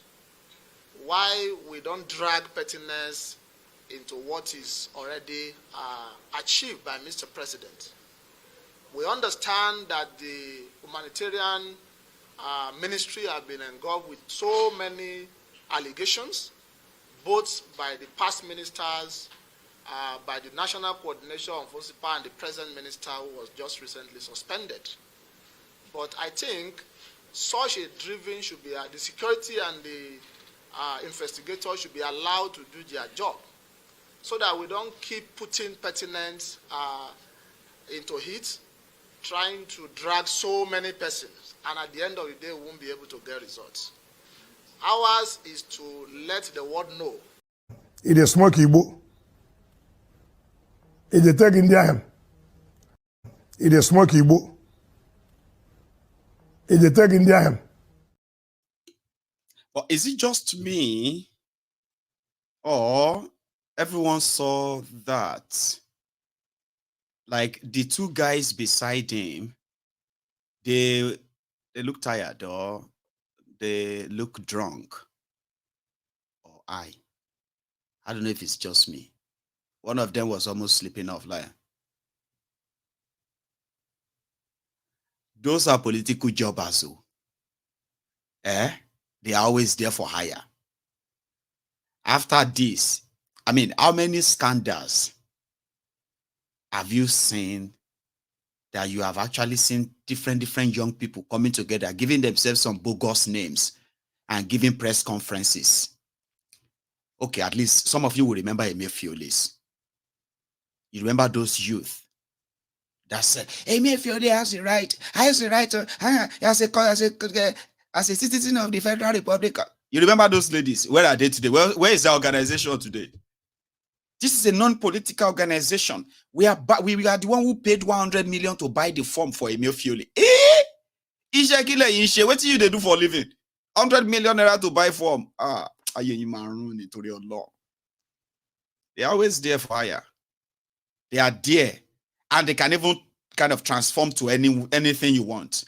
If they call themselves National Reconciliation for Peace this morning, if you want to use them next one, they will just change their clothes, and they can change it to National Conscience Justification for Peace. We thought you are the one for National Justification for Peace. Which one is this one again? Say, I am also the chairman of that one too. We are consultants. Okay, whatever you want us to do for you, we have all of this. If you want us to act as the people who actually who knows all your history, even though we don't know you, we will do that. Okay, we can even say, they are there for Ayasha. It doesn't matter. And the media will be there. Did you not see all those microphones from all those media houses? They are listening to those clowns. Or if you think you have seen enough clowns. Now those ones will now graduate to these ones. Still on the matter. How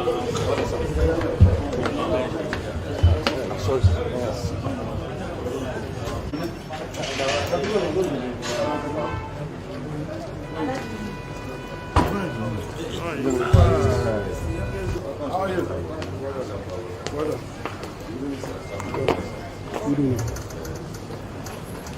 Hey, Baba Gashimana.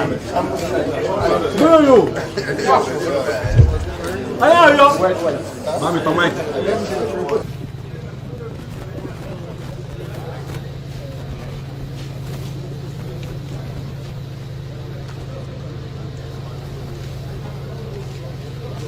Because you know that the Progressive Governors Forum are united in supporting the administration, APC administration, ably led by our ebullient President Asiwaju Bola Tinubu, GCFR. We will continue to support him. We will take his policies to the grassroots. And as subnational leaders of our great party, ensure that our people come on the same page with the thinking of the government, which its primary objective is how to secure the country and provide adequate welfare to the good people of our dear country. So we want to really find out if what has now become Betty Gates, for people to use that word, is one of the issues. Better Gates is one of the issues that topped the agenda of your discussion. You mean my gate here is not better? No, I'm talking about it's a new vocabulary. Yes. But you see, the functions of a government, the only perfect being we have observed and noticed is Almighty God. The functions of government includes encouraging good things, good appointees, and discouraging bad things and bad appointees. But it has to do with what you just said. It's just an allegation, and in the wisdom of the president, is being investigated. It is after the investigation is completed and the report made available to government that the government will not take a final decision. So don't be in a hurry and don't allow any sickness like anxiety, cirrhosis. That's enough of you. The by-election timetable and also timetable for its major election this year. That was them last night.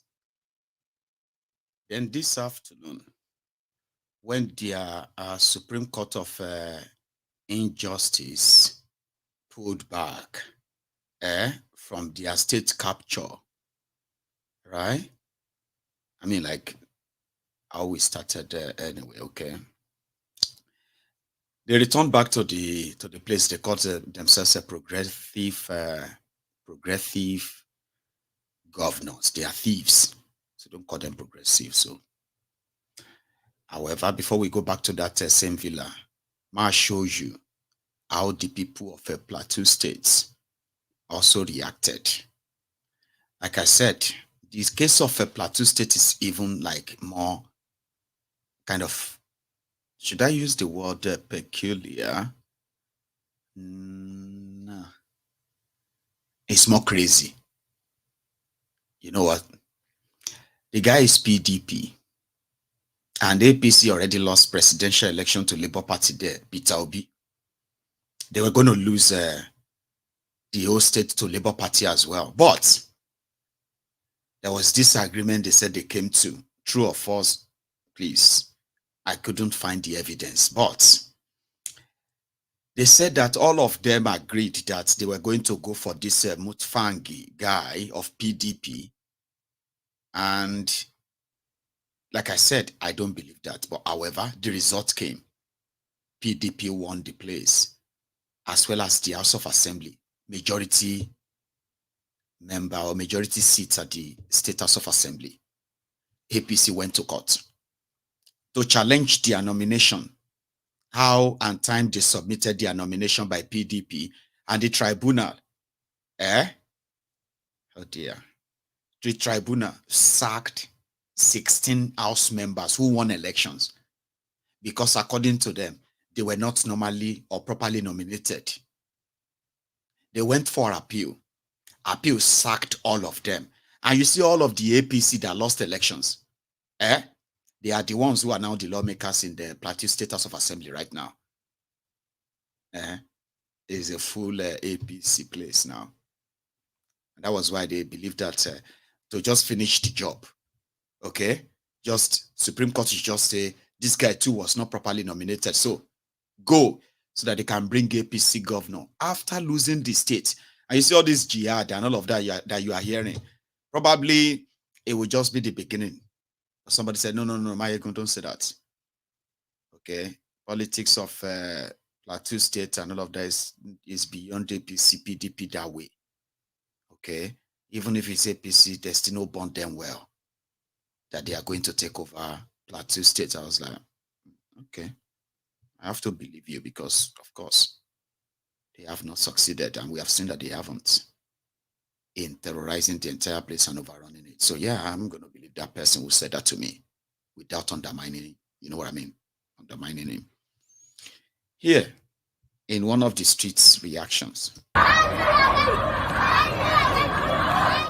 Oh, those are the people from Kano. I think, no, I don't.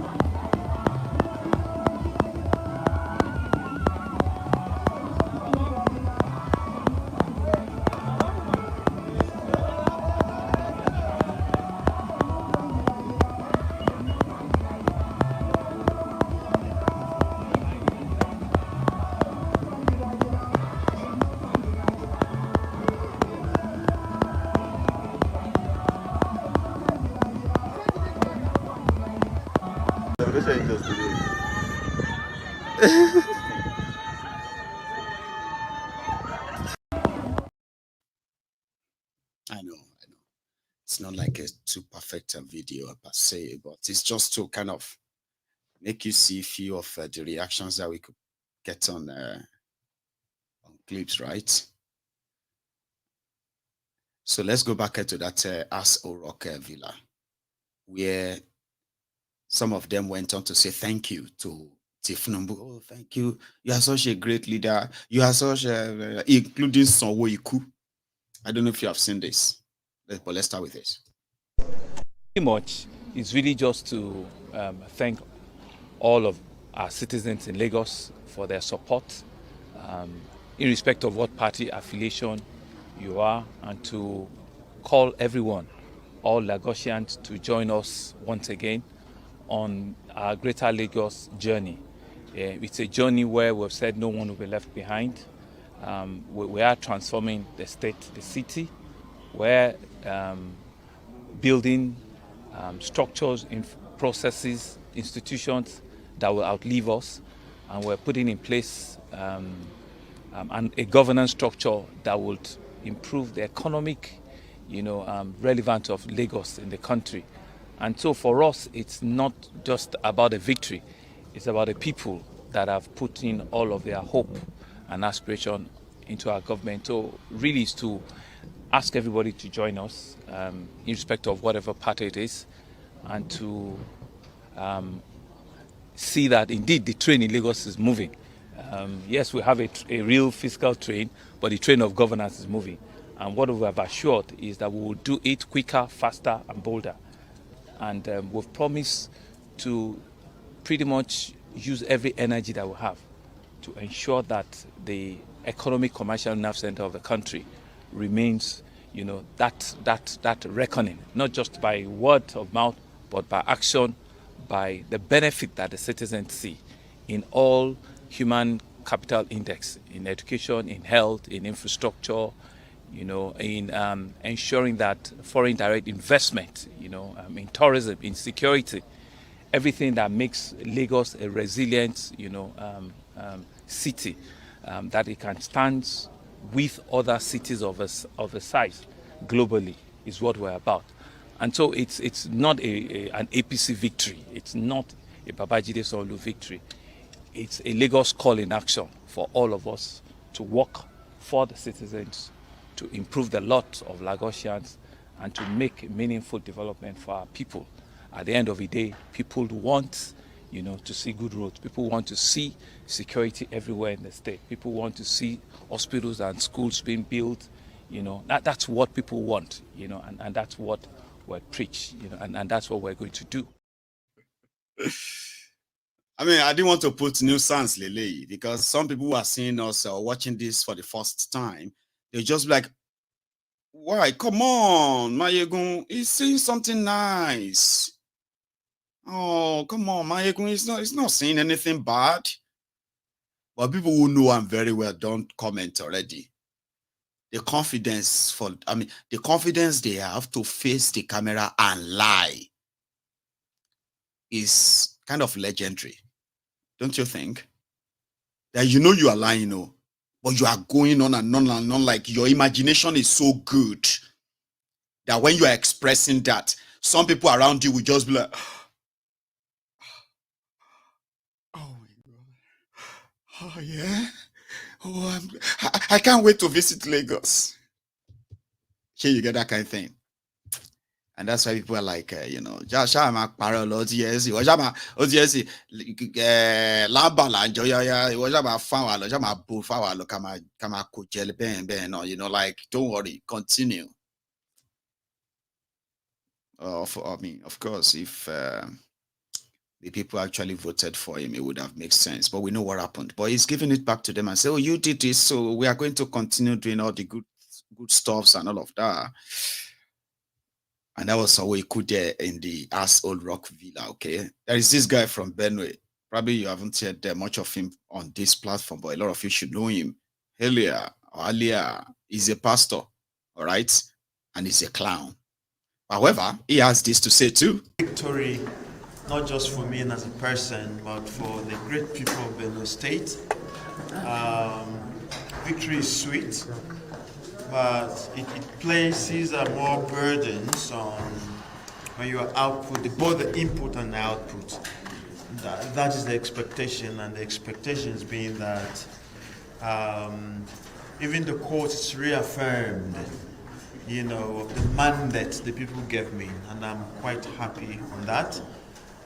Again, it simply implies that we have to get out there and do some more, you know, let them feel the impact of what they are inspecting. When they give you the mandate, it is an inspection. Then what you put out there for them, you know, becomes their expectation, and I know it's very tall, very, very tall. And we've already started a number of projects. We commissioned 16 roads. Quite a number are done with out of the 16. As I'm speaking here now, the remaining work is still on them. We're hoping that in the next month or two, all the 16 roads shall have been completed. We're going to do the earth-moving machineries are already in place for the underpass and the overpass, and then to go straight into the rural roads development. So these are the projects we intend to do. Work is already ongoing as I'm speaking here on the renovation of the 40-year-old State Secretariat. Never been touched before. It was quite in a dilapidated state, so we're going to reinvent it. We're working on reforming our civil service. Work is actually begun, and we also have an institute specifically for that. On when? Yes, Father. Yes, Father. I think that's what they call him, Abi. Alia. Yes, Father. Baba. Autumn failed so much. Listen to this, Autumn. He failed so much that despite the Fulani terrorists that have killed so many people in Benue State, and they got protected by Boko Haram, people of Benue still went for APC in 2023. For those who followed I followed it too. You will never believe that there will be anybody, any human being at all, that is going to actually ever even consummate it, as in think it, that they want APC anywhere near them, with what they suffered in Benue. But Autumn was so horrible, so terrible, Baba, that they chose the devil that is killing them. And that one is there now doing yes, Father. Yes, Father. Mr. President is doing so well in security, and we have seen improved security and all of that. And just that same place where they Abuja, 22 people got kidnapped by the same terrorists. They didn't even hear that because they are all holed up inside the house, Old Rock. There's one more. Hopeless. Uzodejo. The new year, and congratulate him for all the exploits he has recorded since he became the president of the country.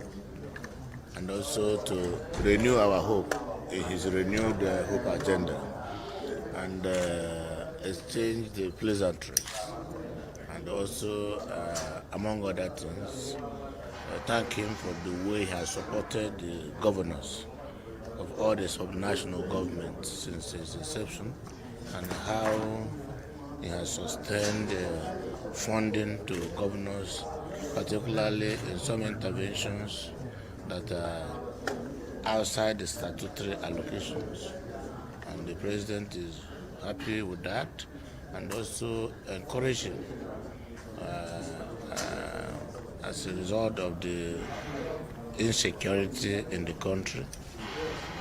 Acknowledge his efforts, commend him for doing so well, and also encourage him to continue so that insecurity will become a thing of the past in the country, and also do more interventions to alleviate the current situation in the country, occasioned by some of the policies that are meant to bring reforms. We are happy and we have acknowledged that his economic policies are working despite the initial challenges, and with time we shall overcome those challenges when we begin to reap the real dividends of all these reforms. And the governors are happy. We will be committed to supporting our president as his ambassadors at the subnational level, and also we're committed to marketing his policies to the grassroots, being the head of the subnational governments. I think we were happy and we were good. Business, you know, eating increases the appetite. The more he gives us, the more we want to eat. And we expect that as Oliver Twist, he will ask for more and he will do the more. If you are completely aware and looking at the global situation, economically speaking, you will agree with me that the president is on the right track. And major economic policies all over the world are not determined by the masses.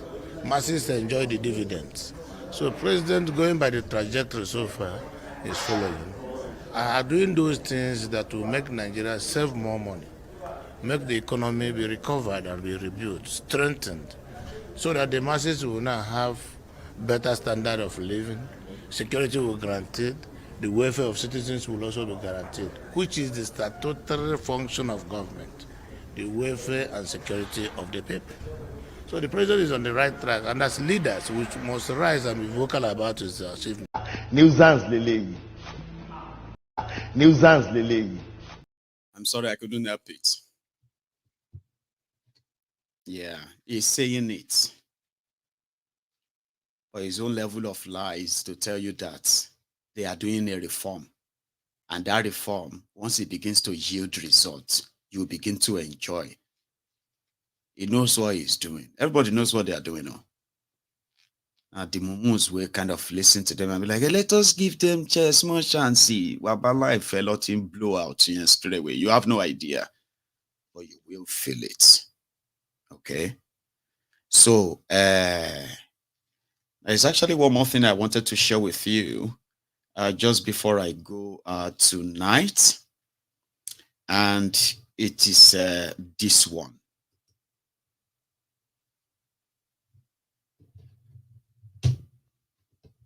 I don't know if you have seen that. PR Lulaye. Sometimes when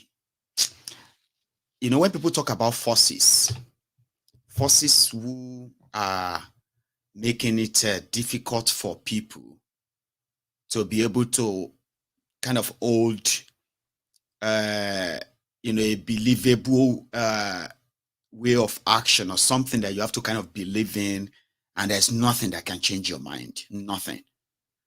No amount of propaganda or PR or whatever you will kind of like change your mind, because you can easily tell when you are being lied to. It is worse when you can't tell when you are being lied to. That one is worse. But you see that of Nigerians, they can tell that they are being lied to, but they are telling themselves they don't want to believe that they are being lied to. They don't want that to happen. They would rather want exactly what they told them to be exactly the same. But you see, they have been putting all this whole thing together all this while. So sometimes I feel sorry for a lot of people, because sometimes you probably just get fed with some information that you just put you in a place and like, can I ask more questions, please? And then you realize that the people you're asking the questions from, they will become agitated, angry. What is wrong with you? Are you not happy that the refinery is working? And all of that. I was like, I have told you this 1 million times. I will be happy for you if indeed the refinery is actually going to change anything in your, in Nigeria. So to say, it's not. Number one, the refinery is not going to add any value to your lives. That is why it's actually going to probably help them make it worse. But let it even start working. They know that the Dangote refinery, okay, is not ready. But you see all this propaganda and all of that, they have to keep your mind engaged. Like, they have received how many barrels now? A refinery that has the capacity for 600,000 every day, which is actually huge. You know what I mean? Has received 6 million barrel of crude oil stored already. And then they switched on that. I think they gave me a name for it the other day, but I've forgotten. Okay.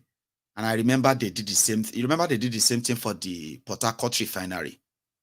Then later they came back to say, no, it's not the food. It's just a part of it and all of that. But because it is the first time there is a name for this thing. Oh, please, you have to remind me. Because they did this, the breaking news, Dangote refineries have started working because of this fire.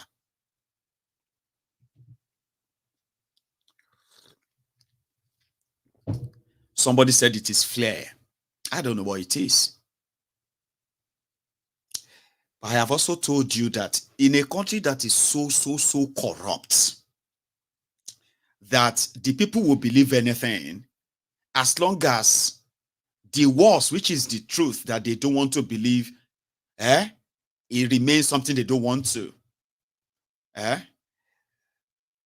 What do you think it's going to take to bring a vessel with diesel and petrol and all of that, and then just move them straight to the private dockyard that which is that of Dangote, and then move them into the tank farm in the same Dangote refinery? You don't need to see the production. You don't need to see anything. If they want to kind of finish all of you, very soon they will release videos of tankers loading petrol and moving out of Dangote refinery. And that's all you need to see. Whether the tankers are empty, whether they are filled, whether they are whatever, it doesn't matter. Just take the video. Please take the video and show the tank. Show where we are loading the tanks. It doesn't matter where they bring the fuel from. You want to believe Dangote refinery is active? There you have it. What about actually letting the refinery get ready for real work, right? It will do the PR by itself. The same refinery that they opened in May. Have you forgotten? The same refinery that you beat your chest like a dwarf monkey. Abi? A dwarf Godzilla or something like that, right? How you going? By the end of June, Dangote refinery is going to, you have been beating your chest like that for a while. And you are still doing that now. Not because you have any concrete evidence to show that indeed you have one. I want it to be like I want you to have that. So that at least the failure of your criminal leaders, all right, can actually be a little bit covered by the quota system, where all the story around it is they don't bother you. I don't think they do bother you, okay? You shouldn't be. But at least let it actually be ready. Not all this media, because some of you probably don't know that it's all like PR. There's a reason for it. Nigeria media have reported, the same Nigeria media that said the refinery will start in June 2023. Breaking news. Dangote refinery is going to start the first production in June, end of June 2023. And the same media come today, say breaking news. Dangote refinery is now, Dangote refinery starts production. That's what they said. Starts production. I also want it to be true. Okay. And I think I'm going to need more than that, that flair. I mean, come on, even if you have forgotten, now just December here, when I show us the video of a flare in Port Harcourt. Dangote, I mean, Port Harcourt refinery active again, finished. I say, are you sure? Hey now, Mayegun, you this Mayegun gonna say, what is your problem? Ah, are you not happy that the Port Harcourt refinery is now finished, is working? Why are you always negative about Nigeria? I said, because I want to be honest. That is why I want to be honest. I don't want to lie to myself like you are lying to yourselves because they lied to you, right? And you are lying to yourself. I don't want to be like that. I don't want to believe these criminals because I can't believe them. I just can't. Do you understand that? Only for them to come back 2 days later. No, it's the first section.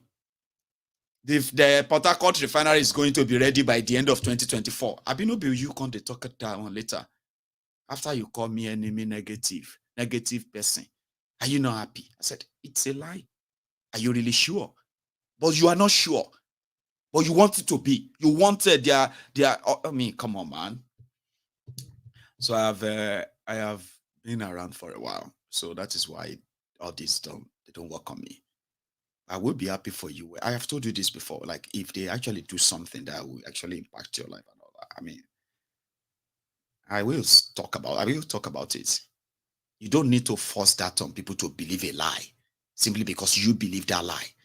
The lie is so good. It looks so good that, Mayego, are you saying pay? I'm not saying pay anything.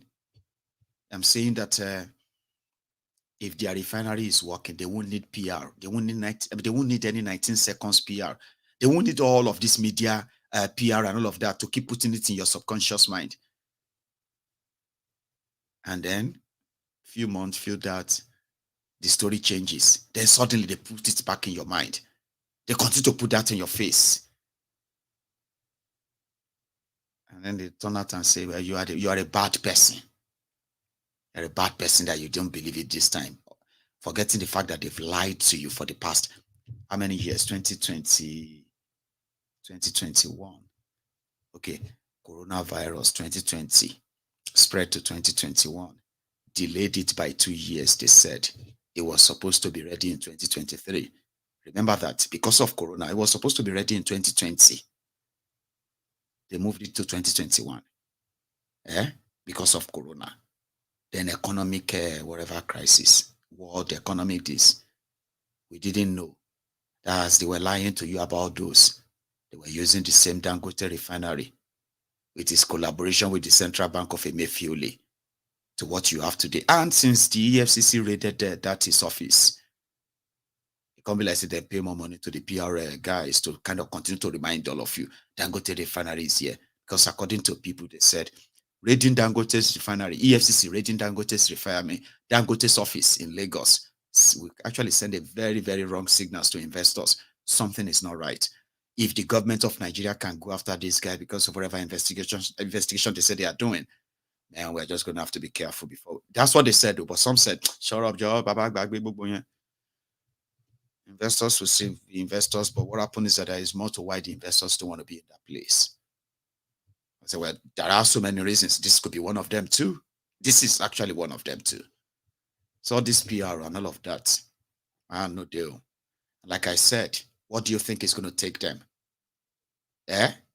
When you don't have journalists or real investigative journalists in Nigeria who are not brown envelope caricature and never chop and all that. They are doing their thing like you have them in all this Western world, right? You see so many of them who are going to probably like doing their own private investigative journalism right now, report on what is going on. So what do you think? Why do you think it's so difficult for them to, why do you think it's going to be difficult for them to move the same diesel and petrol into the refinery in the middle of the night and then begin to load it? You probably don't have to see the production, Abby, would you? And they don't even have to kind of start any production per se. Just put it on their faces and that's it. Remember, they have told you the Dangote refinery is not going to reduce the price of your petrol or diesel in Nigeria. And as they've already started the, they kind of already paved the way for higher pay anyway. So, I mean, higher prices anyway. So if Dangote or this, whatever, it's not adding anything to you. I really, really do hope it works. I'll show you this video a second time and tell me what you see. Again.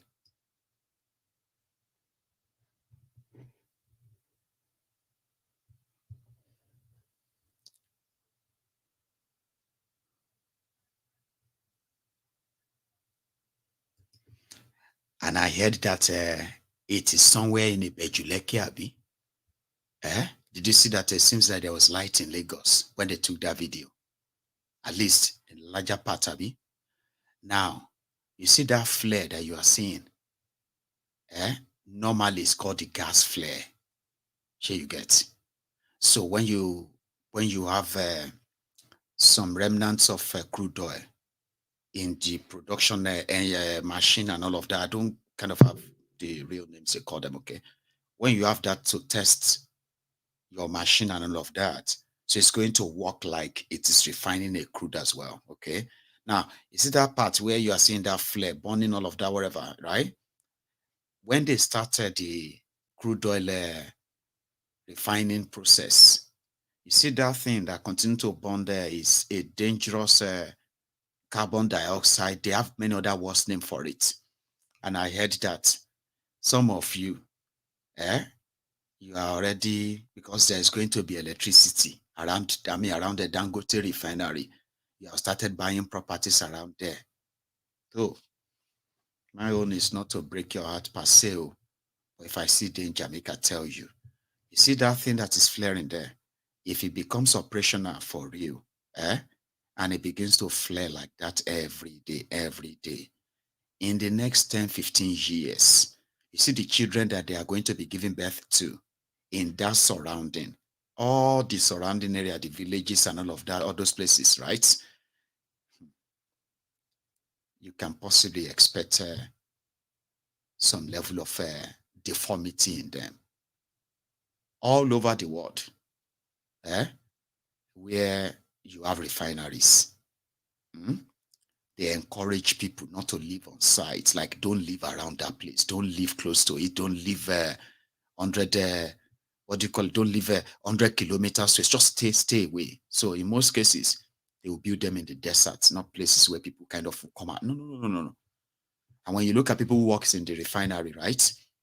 They are like the whole battalion of, like, you know what I mean? Like a whole army of everything they need. And when they are leaving the facility, they drive away to where, safe place and all of that. But if then they say say the lands around the Dangote refinery are now very, very expensive, and to you, that is the future, this or that. Anyway, I hope, like I just showed you earlier, the Gombe criminals who are selling children, the involvement of those who are supposed to protect the children, social welfare officers, were those in fact facilitating, facilitating the sale of the. Now, when that time comes, when a lot of you will begin to form associations, Association of Ibejuleki residents, Association of the deformed residents of Ibejuleki, Association of the Dangote refineries victims of, retardation. Because all of us are the victims. So how come, what happened? They say, you can see that I look retarded, but that is not my fault. It's because of you now go begin to get all kind of association. They begin to protest. Dangote must be this. Dangote refinery must do that. Human life is this or that in 10, 15 years' time. And there will be no government officials at all that will give a damn, I'll give a fuck about you. All right?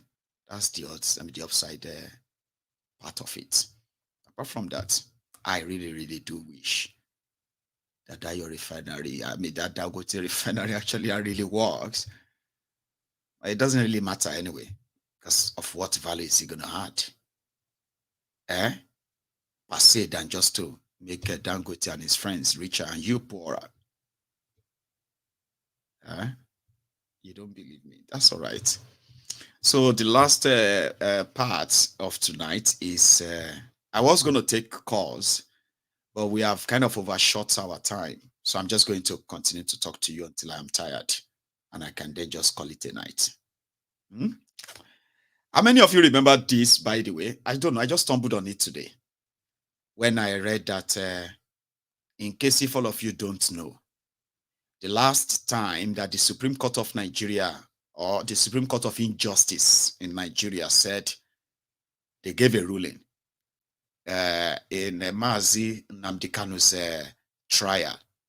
And according to them, the way Mazi Nnamdi Kanu was indeed kidnapped from Kenya was unacceptable, like it was completely illegal. But the fact that the appeal court said he has no case to answer, that is not right in their own opinion. And these courts have no right to withdraw, to have withdrawn his bail conditions and his bail.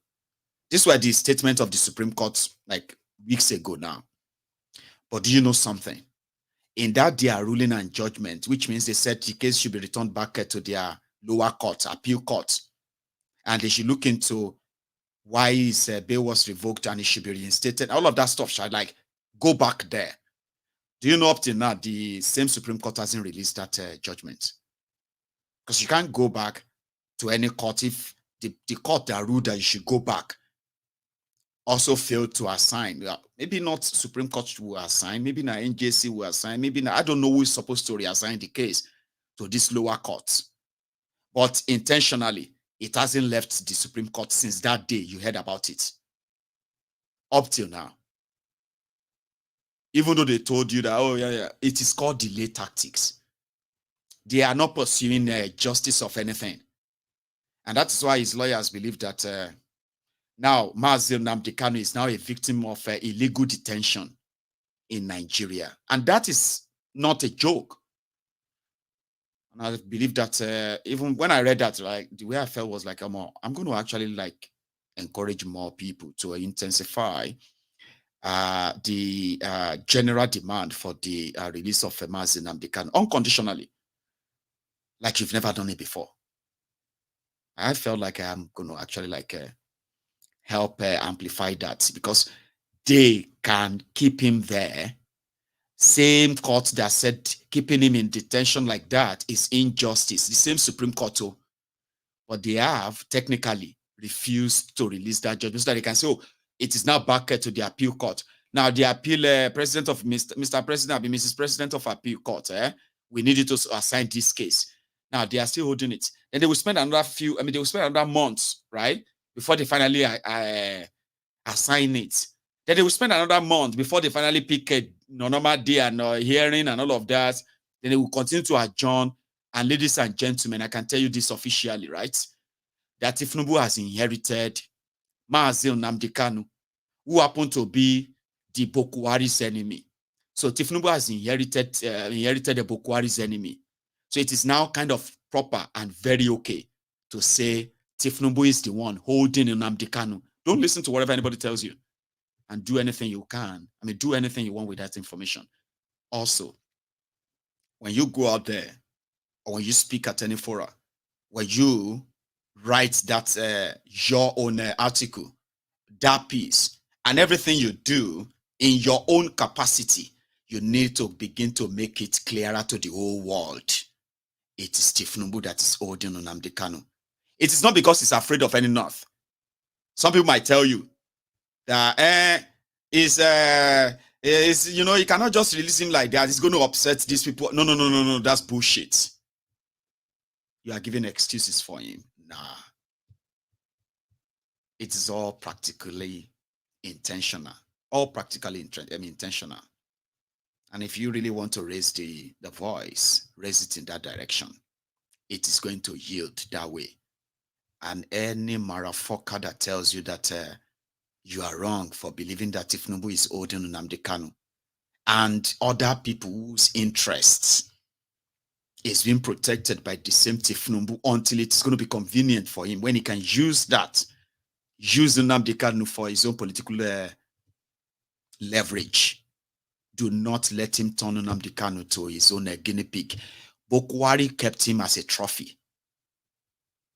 Boko Haram wanted to show to his Fulani terrorists that if you are afraid of this guy, I can do anything and get him for you. Unfortunately, they've now realized that kidnapping Nnamdi Kanu, keeping him in their own detention there, maltreating him and the rest of that, denying him his own legal rights as he should be under the United Nations Human Rights Convention, Geneva Convention, as they all love to quote that Human Rights Convention, Geneva Convention. Nobody gives a damn about Geneva Convention in Nigeria. You know that. All of that was done not because they are pursuing not because he's done any crime or committed anything. No. It was done because somebody just was like, I could do it. Even if I have to break the laws everywhere, I don't care. I'll do it. And I can show it to all these jihadists that I can do it. I told you. It was supposed to be a trophy for him. And the legal system in Nigeria was completely desecrated, like abused beyond any description by these rogues, only for them to end up losing out. So the Supreme Court that was supposed to probably set the record straight decided to continue to play that game. So don't let anybody tell you that Tinubu can't let him go because it's a case in court, it's a blah, blah, blah, blah, all that nonsense. Intensify it and do whatever you think is right to be done in your own little way until the criminals and people like this that denies their own ancestry simply because it is not profitable in a contraption called Nigeria to be an Igbo person. Identity crisis. How many of you remember this? It's just a few years back. Remember this? One of the most popular questions here. Yes. Is that you are Igbo and that you are denying that you are not Igbo. Are you Igbo or not? I'm not. You see, people must understand things. When we are in the eastern region, nobody can deny that fact. We're in the eastern region. People interpret my name as Wike. They don't understand the history of Wike. In my play, Wike means a newborn baby. See, Wike is a new baby. Right? They said Wike is a strong person or whatever. That's not my point. Okay, assuming I'm an Igbo. Assuming I'm an Igbo, as they said. So I should allow criminals in Igbo land to kill security agencies. Assuming that. No, they don't want. No, sir. They don't want you to deny your Igbohood. They said, for example, your first name, Ezenwo, is an Igbo name. No, you see, that's why we have to be careful. My name is Ezebunwa. Now, you see, nobody can deny the fact of affinity with Igbos. Nobody can deny the fact that in our place, your mother may come from Igbo, your father may come from Igbo. We have had that cultural affiliation and affinity. You cannot deny that. Take for example, in Benin or Edo State, they've been with the Southwest. Is that not correct? There are so many names. Here, Apata. There's Apata in Edo. There's Apata in Yoruba. So are you not saying the Apata in Edo is the same Apata in Yoruba land? That is spelling different. They may have a relationship, but that does not mean that you are the same. You know, people, when they want to do something, they, assuming I'm an Igbo, do not consider. Assuming I'm an Igbo, do not consider. But I am not in River State, right?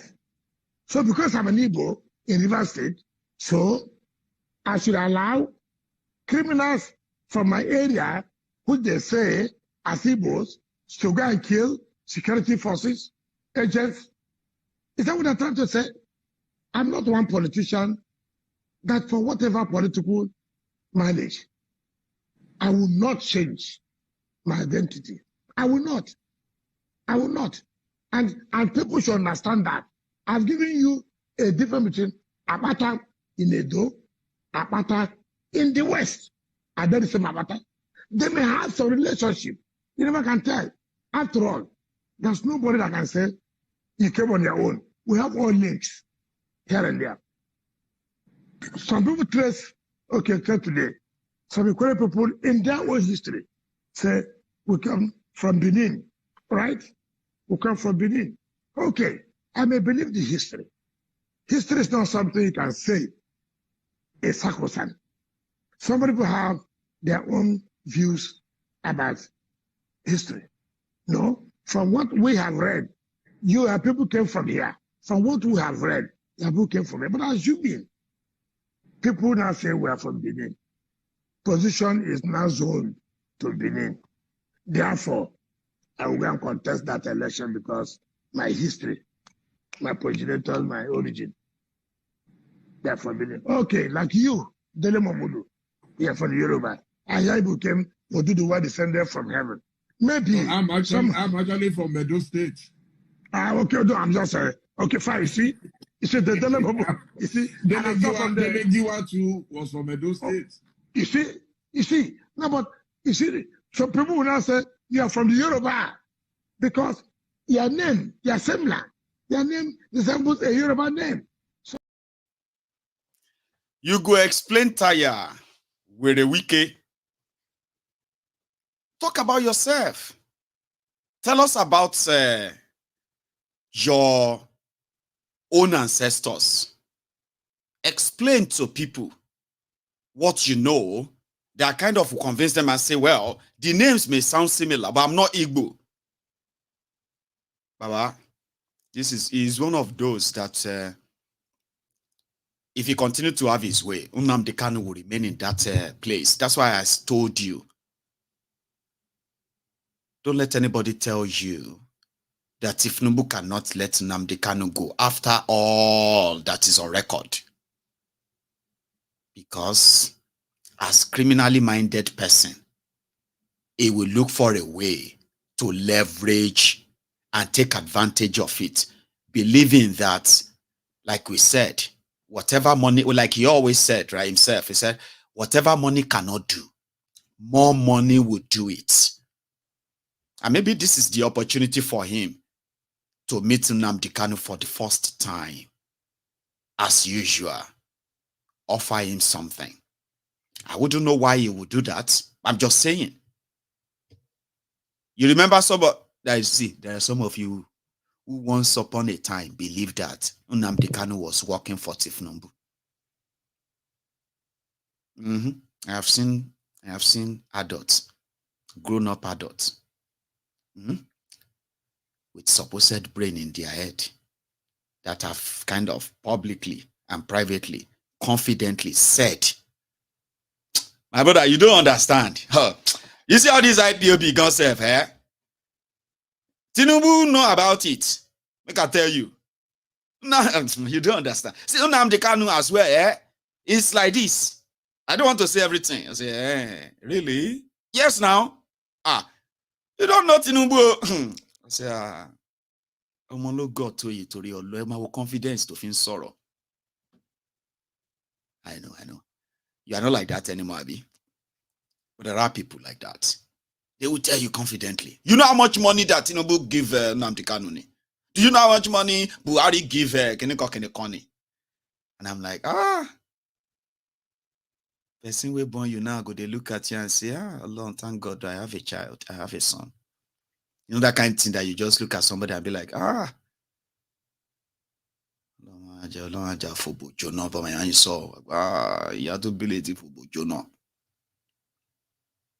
know?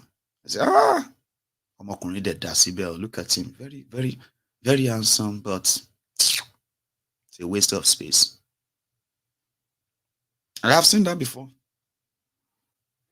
I know you take that personal because my ego is about conviction. Like sometimes you need to know, you don't know everything. That's the most cracking one. What you don't know is bigger than you. That is somebody who don't know shit. But he believes he does. So yeah, come and explain what you mean. Come and explain all you are saying. apart from all the verbose and all everything that they will be saying, okay, no substance, no nothing, then they will tell you what you don't know is, I don't know, Sha, kind of. That's exactly what Wiki was like there. He couldn't really explain his equivalency, explain every other, like, who you are. Me, I'm an Ijebu man. And I don't give a damn about any story anybody tells you about Ijebu. I'm a very proud Ijebu man. A descendant of a warriors. Like, we were one of those who held, like my ancestors, so they were one of those who held the British. Imagine, in a colony, British colony, where everywhere is colonized already. Everybody don't do their own thing. But Ijebu, we had to put a toll in Ekwe before we would allow any of them to access where they usually go for salt, like Iyo. So we became the middlemen. The British were so mad. Like, audacity, we serve they pay tax to these people. We're supposed to have conquered this whole place now. Like, this whole place was supposed to be our colony. They had to wage war. It's called Jebu War. Jebu War is the Jebu War. When the Jebus, they kill us, they kill my ancestors, like, no joke. But it was one of the longest wars too, fought with the indigenous people in the colonial territories then. Go and read the history now. So I come from that people. So any other thing where anybody won't talk about any, you know what I mean? Like, I'm just like, Baba, oh, Benny, you the wine me. I'm in Ijebu, I can be a nation. Ijebu nation now. Because my own ancestors were fighters too.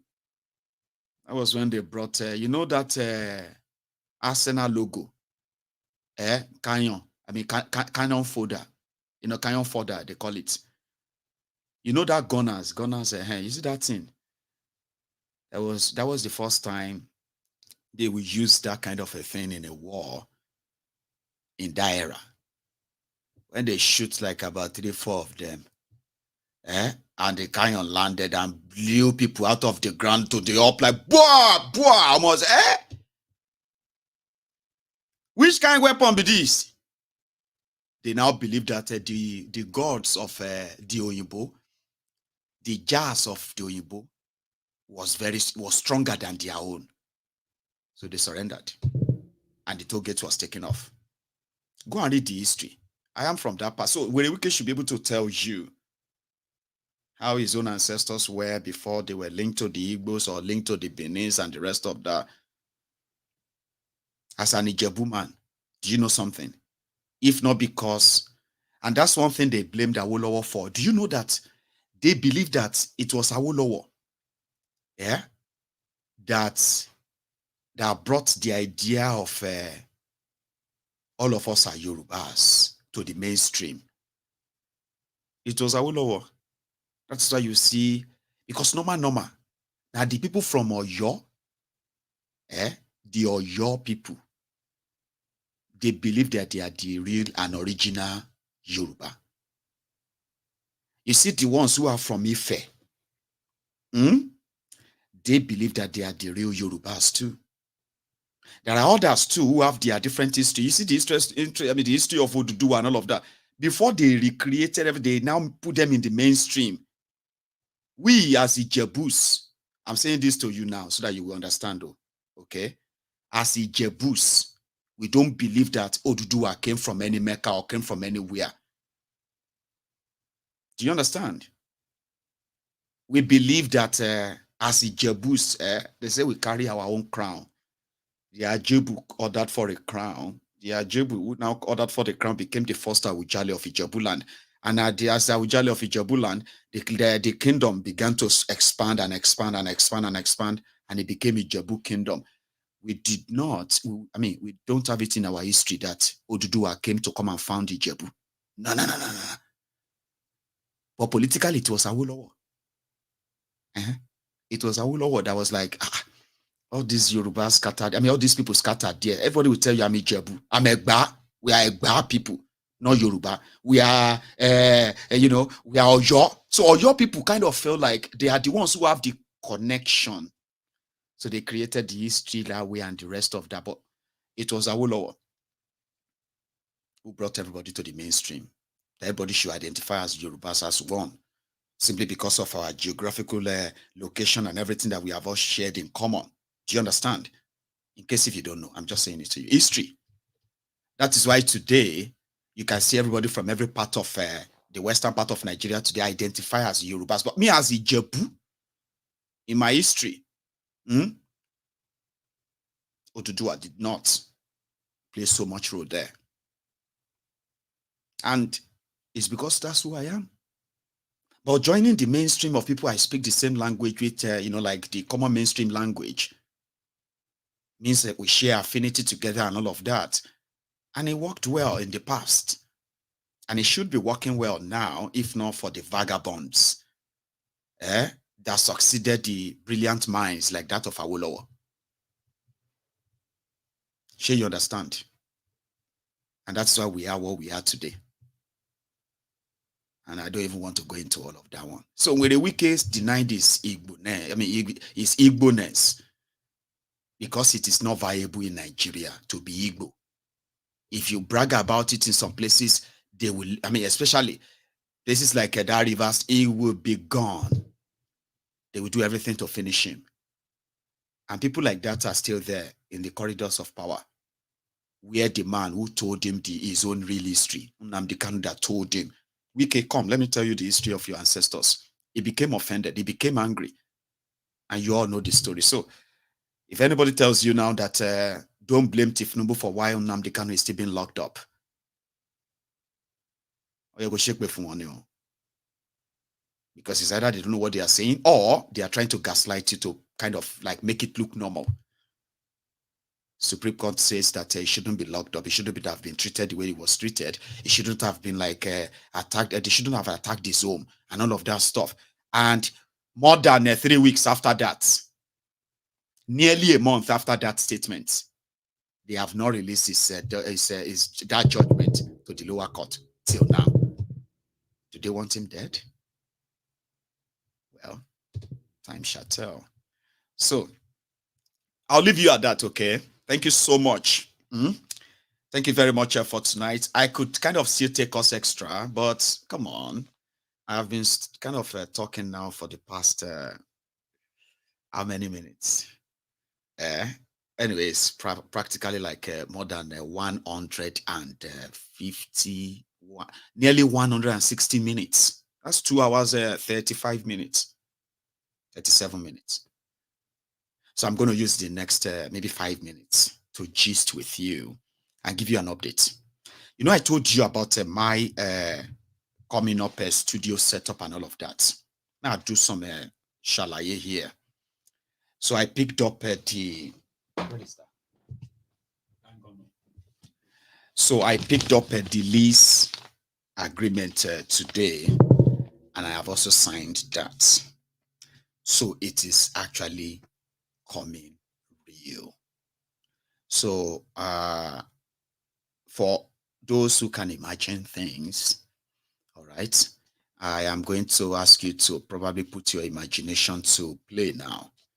All right, I am also a dreamer myself, and I always believe that if I can dream about something, I can always make it happen.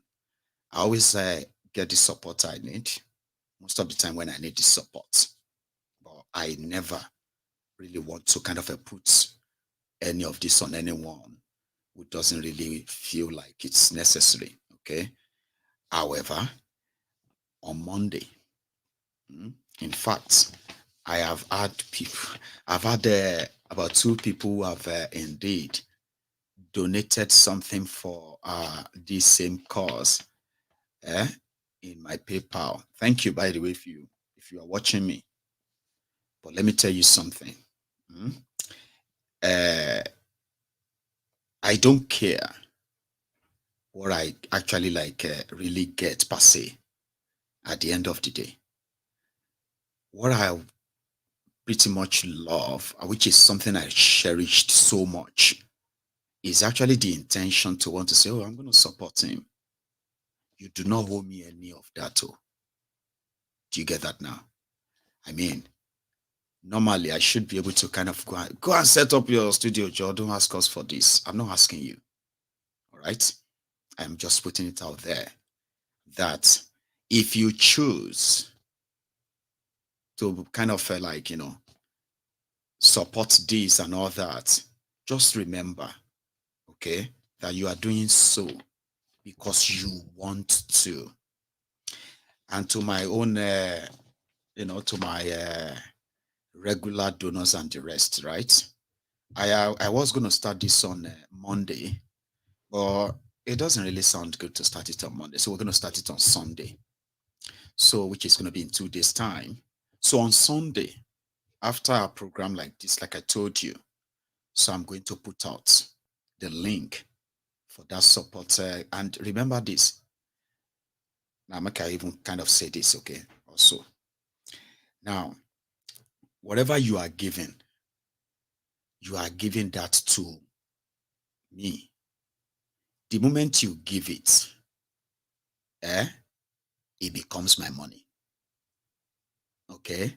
And that's why I said I would prefer before you click any send to say send, just know that from that moment, that money becomes mine.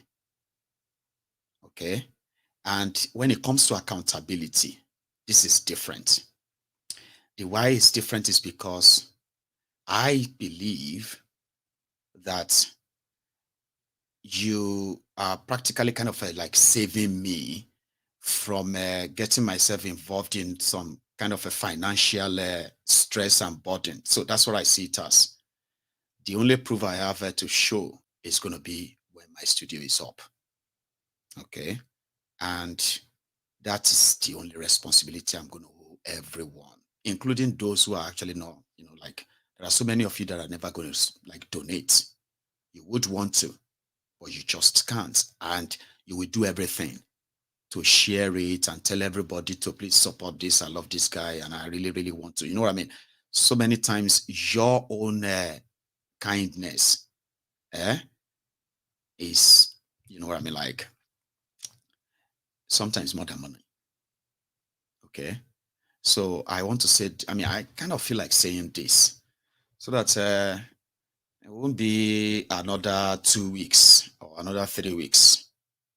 And Mayegun will say something or cover something. And then the next thing, I regret sending down my £100 to support you.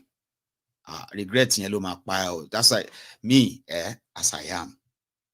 I am not the type that is, what do you call it? That is in any way owes anybody loyalty. Do you know that? People like me, I don't sort of owe anyone. Not loyalty per se. I'm going to say I don't owe you explanations. I'm kind of the person that believes that I don't owe you any explanation for what I do. So think very well before you possibly support that deal. Because if you come around and you're like, hey, I know how much I donated for this studio. Baba Mashekpif. I keep saying that, and I have my reason for saying that. I want to save you from any kind of heartbreak. You don't need to join the crowd because there's a way we do it. And I'm going to show you on Sunday. It's going to be on Sunday now, not Monday. I'm going to sit down here, talk about a few things and all of that. Then I'm going to start my fundraiser. And I'm going to begin to tell everybody how much I have gotten, how much is in and all of that. And we're going to sit down here. Even if it is £100 that I actually get out of the £15,000 I'm going to raise. That, to me, is a grace. You know what? It's going to be about the intention, the good intention of you saying like, okay, I'm going to be part of that. So it is not about the thousands of pounds and all of that. I'm not really going after that. Sure you get. So I'm actually like going to see those who love Mayegun enough, right, to go extra miles and then support him, Somebody said, he's using reverse psychology on us now. He's using the reverse psychology on you. Oh, he's trying to make you feel No, I'm not making you feel anything. I'm just speaking from the heart. Do you understand? Because I know I'm going to get what I want. Yeah, I'm very confident I'm going to get what I want. I just want you to kind of notice that I mean, just to know that the intention is not how much I get or how much support I get from anybody. No. The real greatness is going to be how many of you genuinely will go that extra mile to be like, I'm going to kind of support him. And I've seen people go and say extra miles. This platform in 2023 alone, we raised over 30 to 40 million naira. I mean, like if I have to use all the accounts, over 40 million naira to support different causes. These are people that just feel like we need to do this. If Mayegun believes in it, then it must be good. And lives were touched. Of course, then your election happened and a lot of people just got pissed off like, fuck it, man. I'm not going to give anybody my money. Please let us put the resources together so that we can help all these Mayegun, I don't feel like giving anybody my money in that place, Jare Mayegun. And I can tell you, I know. The charade elections, and some of you were secretly hoping that people will get it right this time around. And you are ready to actually support them, to encourage them to stand up. They did try to. But we all saw what happened anyway. So yeah. Okay, the people didn't react the way they should, and you are upset. I know that. So, but despite all of that, Mayegun's diary political with Yoruba Union and all of you, the brethren in the Temple of Truth, you raised over 40 million that touched over 20,000 lives. Don't ever forget that. This platform, we did that in 2022, 2023 calendar year. This is 2024. I have no doubt that we will do greater things. But there's something I also want to add. And I keep telling myself that if we could pull the numbers we pulled and the lives we touched on Mayegun's diary political, the way we did in 2022, 2023, 2021, 2022, 2023, especially. Imagine what we can actually achieve in supporting vulnerable people in Nigeria, when I actually have a better physical, active place that can even do more. Like this, that's what I tell myself, I can't imagine what I'm going to really achieve in that place when I finally move into that office. I probably can't believe what I am imagining that I'm going to achieve. So it's not going to be about me, because it's never always been about me. And I'm grateful to everybody who say, now we, they say, who are those who are, what do you call that? Who are sponsoring you? What was that statement again? Who are those who are financing you? Or who are those who are bankrolling you? And I said, just come on to Mayegun's diary political and sit with them when I am talking. So I've always been very kind of like, I always feel like I'm one of those lucky ones. Others are like, no, Mayegun, you're hardworking, you worked for it and all of that, you deserved it. I was like, right, I earned it. So I'm going to be counting on you on Sunday. You're going to be watching your screen from £0 to 10 to 20 to 200 to 500 and on like that. And I hope that will be the case. I kind of love putting it in your mind and your consciousness like that, because it is very, very important. It is beyond saying, oh yeah, you've got all this fancy office with all this equipment, with all these computers, and with all of this. So, you know what I mean? This is where the production is happening. Wow, this is great. And all. No, it's beyond that. Because you're also going to be able to actually say, how impactful have you been? Can we actually track the progress of your impact on these people? Yes, you'll be able to track that. And that's why we must make it happen. I'm going to see you some other time, okay? And until then, just kind of take it easy. And don't forget, before you leave tonight, remember, you can still like the broadcast, share it. And I promise you, I will take calls next time. Until then, good night.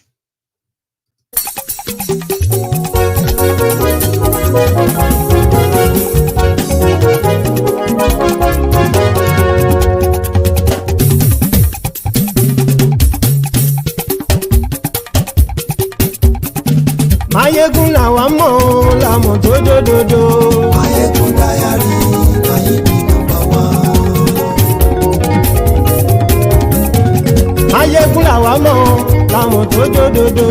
Mayegun diary na him be number one. Mayegun ti dé o ọ̀rẹ́ ara ìlú. Mayegun diary na him be number one. Lórí Facebook lórí YouTube. Mayegun diary na him be number one.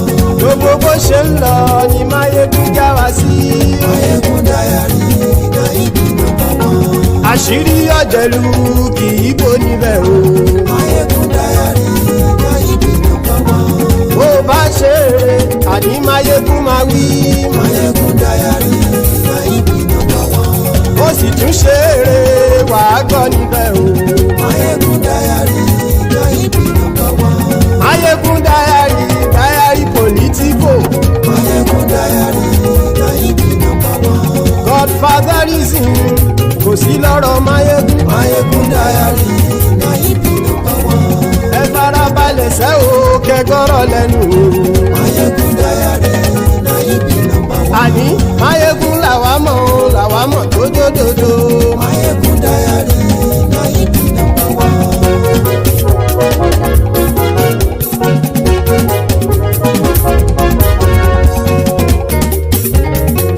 Àní ẹ̀sùn ràkì. Mayegun ti dé. Mayegun ti dé. Ọ̀jẹ̀lú ẹ̀sùn ràkì. Mayegun ti dé. Àní ẹ̀sùn ràkì. Mayegun ti dé. Lórí Facebook. Mayegun ti dé. Àní ẹ̀sùn ràkì. Mayegun ti dé. Lórí YouTube. Mayegun ti dé. Àní ẹ̀sùn ràkì. Mayegun ti dé. Bọ́ bàbá gbé wúrẹ́. Mayegun máa wí. Àní ẹ̀sùn ràkì. Mayegun ti dé. Ijó ìgbádìyẹ. Mayegun máa wí. Àní ẹ̀sùn ràkì. Mayegun ti dé. Bí pẹ̀sìdó bá rúfin o. Mayegun máa wí. Àní ẹ̀sùn ràkì. Mayegun ti dé. Bí gómìnà kówó jẹ. Mayegun máa wí. Àní ẹ̀sùn ràkì. Mayegun ti dé. Ọlọ́pàá ti ń darí bá. Mayegun máa wí. Àní ẹ̀sùn ràkì. Mayegun ti dé. Aṣòfin tí ń rúfin o. Mayegun máa wí. Àní ẹ̀sùn ràkì. Mayegun ti dé. Òpùrọ́ olóṣèlú. Mayegun máa wí. Àní ẹ̀sùn ràkì. Mayegun ti dé. Ọ̀jẹ̀lú ẹ̀sùn ràkì. Mayegun ti dé. Àní ẹ̀sùn ràkì. Mayegun ti dé.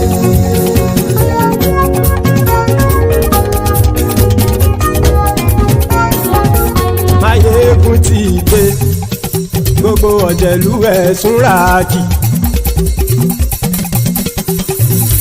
Mayegun ti dé. Gbogbo ọ̀jẹ̀lú ẹ̀sùn ràkì. Ṣùgbọ́n ní bá ti ṣe èyí tó yẹ kí wọ́n ṣe ọmọ bá dèrò ní fi wọ́n níran o. Mayegun ti dé. Gbogbo ọ̀jẹ̀lú ẹ̀sùn ràkì. Mayegun ti dé. Gbogbo ọ̀jẹ̀lú ẹ̀sùn ràkì. Ṣùgbọ́n ní bá ti ṣe yìí tó yẹ kí wọ́n ṣe ọmọ bá dẹ́rọ̀ ò ní fi wọ́n níran. Wọ́n fowó bẹ́ẹ̀ o. Mayegun ó sọ pé wọ́n ò bẹ́ẹ̀. Wọ́n fowó bẹ́ẹ̀. Mayegun ó sọ pé wọ́n ò bẹ́ẹ̀. Oníkan ṣáàtì ṣe èyí tó yẹ kí wọ́n ṣe fáwọn ará ìlú tó gbé wọn débẹ̀ o. Mayegun ti dé. Gbogbo ọ̀jẹ̀lú ẹ̀sùn ràkì. Mayegun ti dé. Gbogbo ọ̀jẹ̀lú ẹ̀sùn ràkì.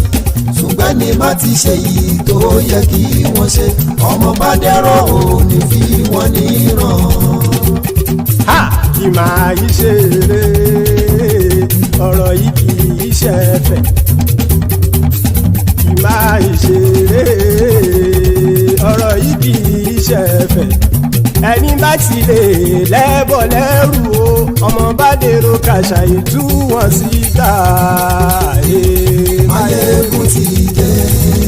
Gbogbo ọ̀jẹ̀lú ẹ̀sùn ràkì. Mayegun ti dé. Gbogbo ọ̀jẹ̀lú ẹ̀sùn ràkì. Ṣùgbọ́n ní bá bá ti ṣe yìí tó yẹ kí wọ́n ṣe ọmọ bá dẹ́rọ̀ ò ní fi wọ́n níran. tẹnitẹni ọmọ máyégún ọ̀rẹ́ ara ìlú mọ̀mọ́ ni mo fọlọ́hún sọ ẹ̀ bá kìlẹ́bù lóòótọ́ olódodo ìlú ọ̀tá ìlú mọ̀mọ́ ni ìwọ ṣá máa ń ṣọ́ra kò sì mọ́ bẹ̀rù bọ́tà ń lè rí bóníṣègùn lé káwọn mọ̀mọ́ fi ṣera wọn ni ó ti dẹrùn tí wọn ò gbọ́dọ̀ sì mọ́ bẹ̀.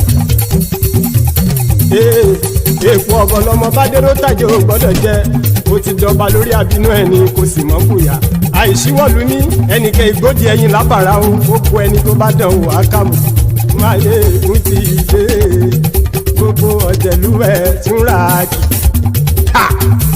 máyé ègún ti dé gbogbo ọ̀jẹ̀lúwẹ̀ túnra kì o ẹ̀yin bá ti ṣe yìí tó yẹ kí wọ́n ṣe ọmọ bá dèrò òní fi wọ́n níran o.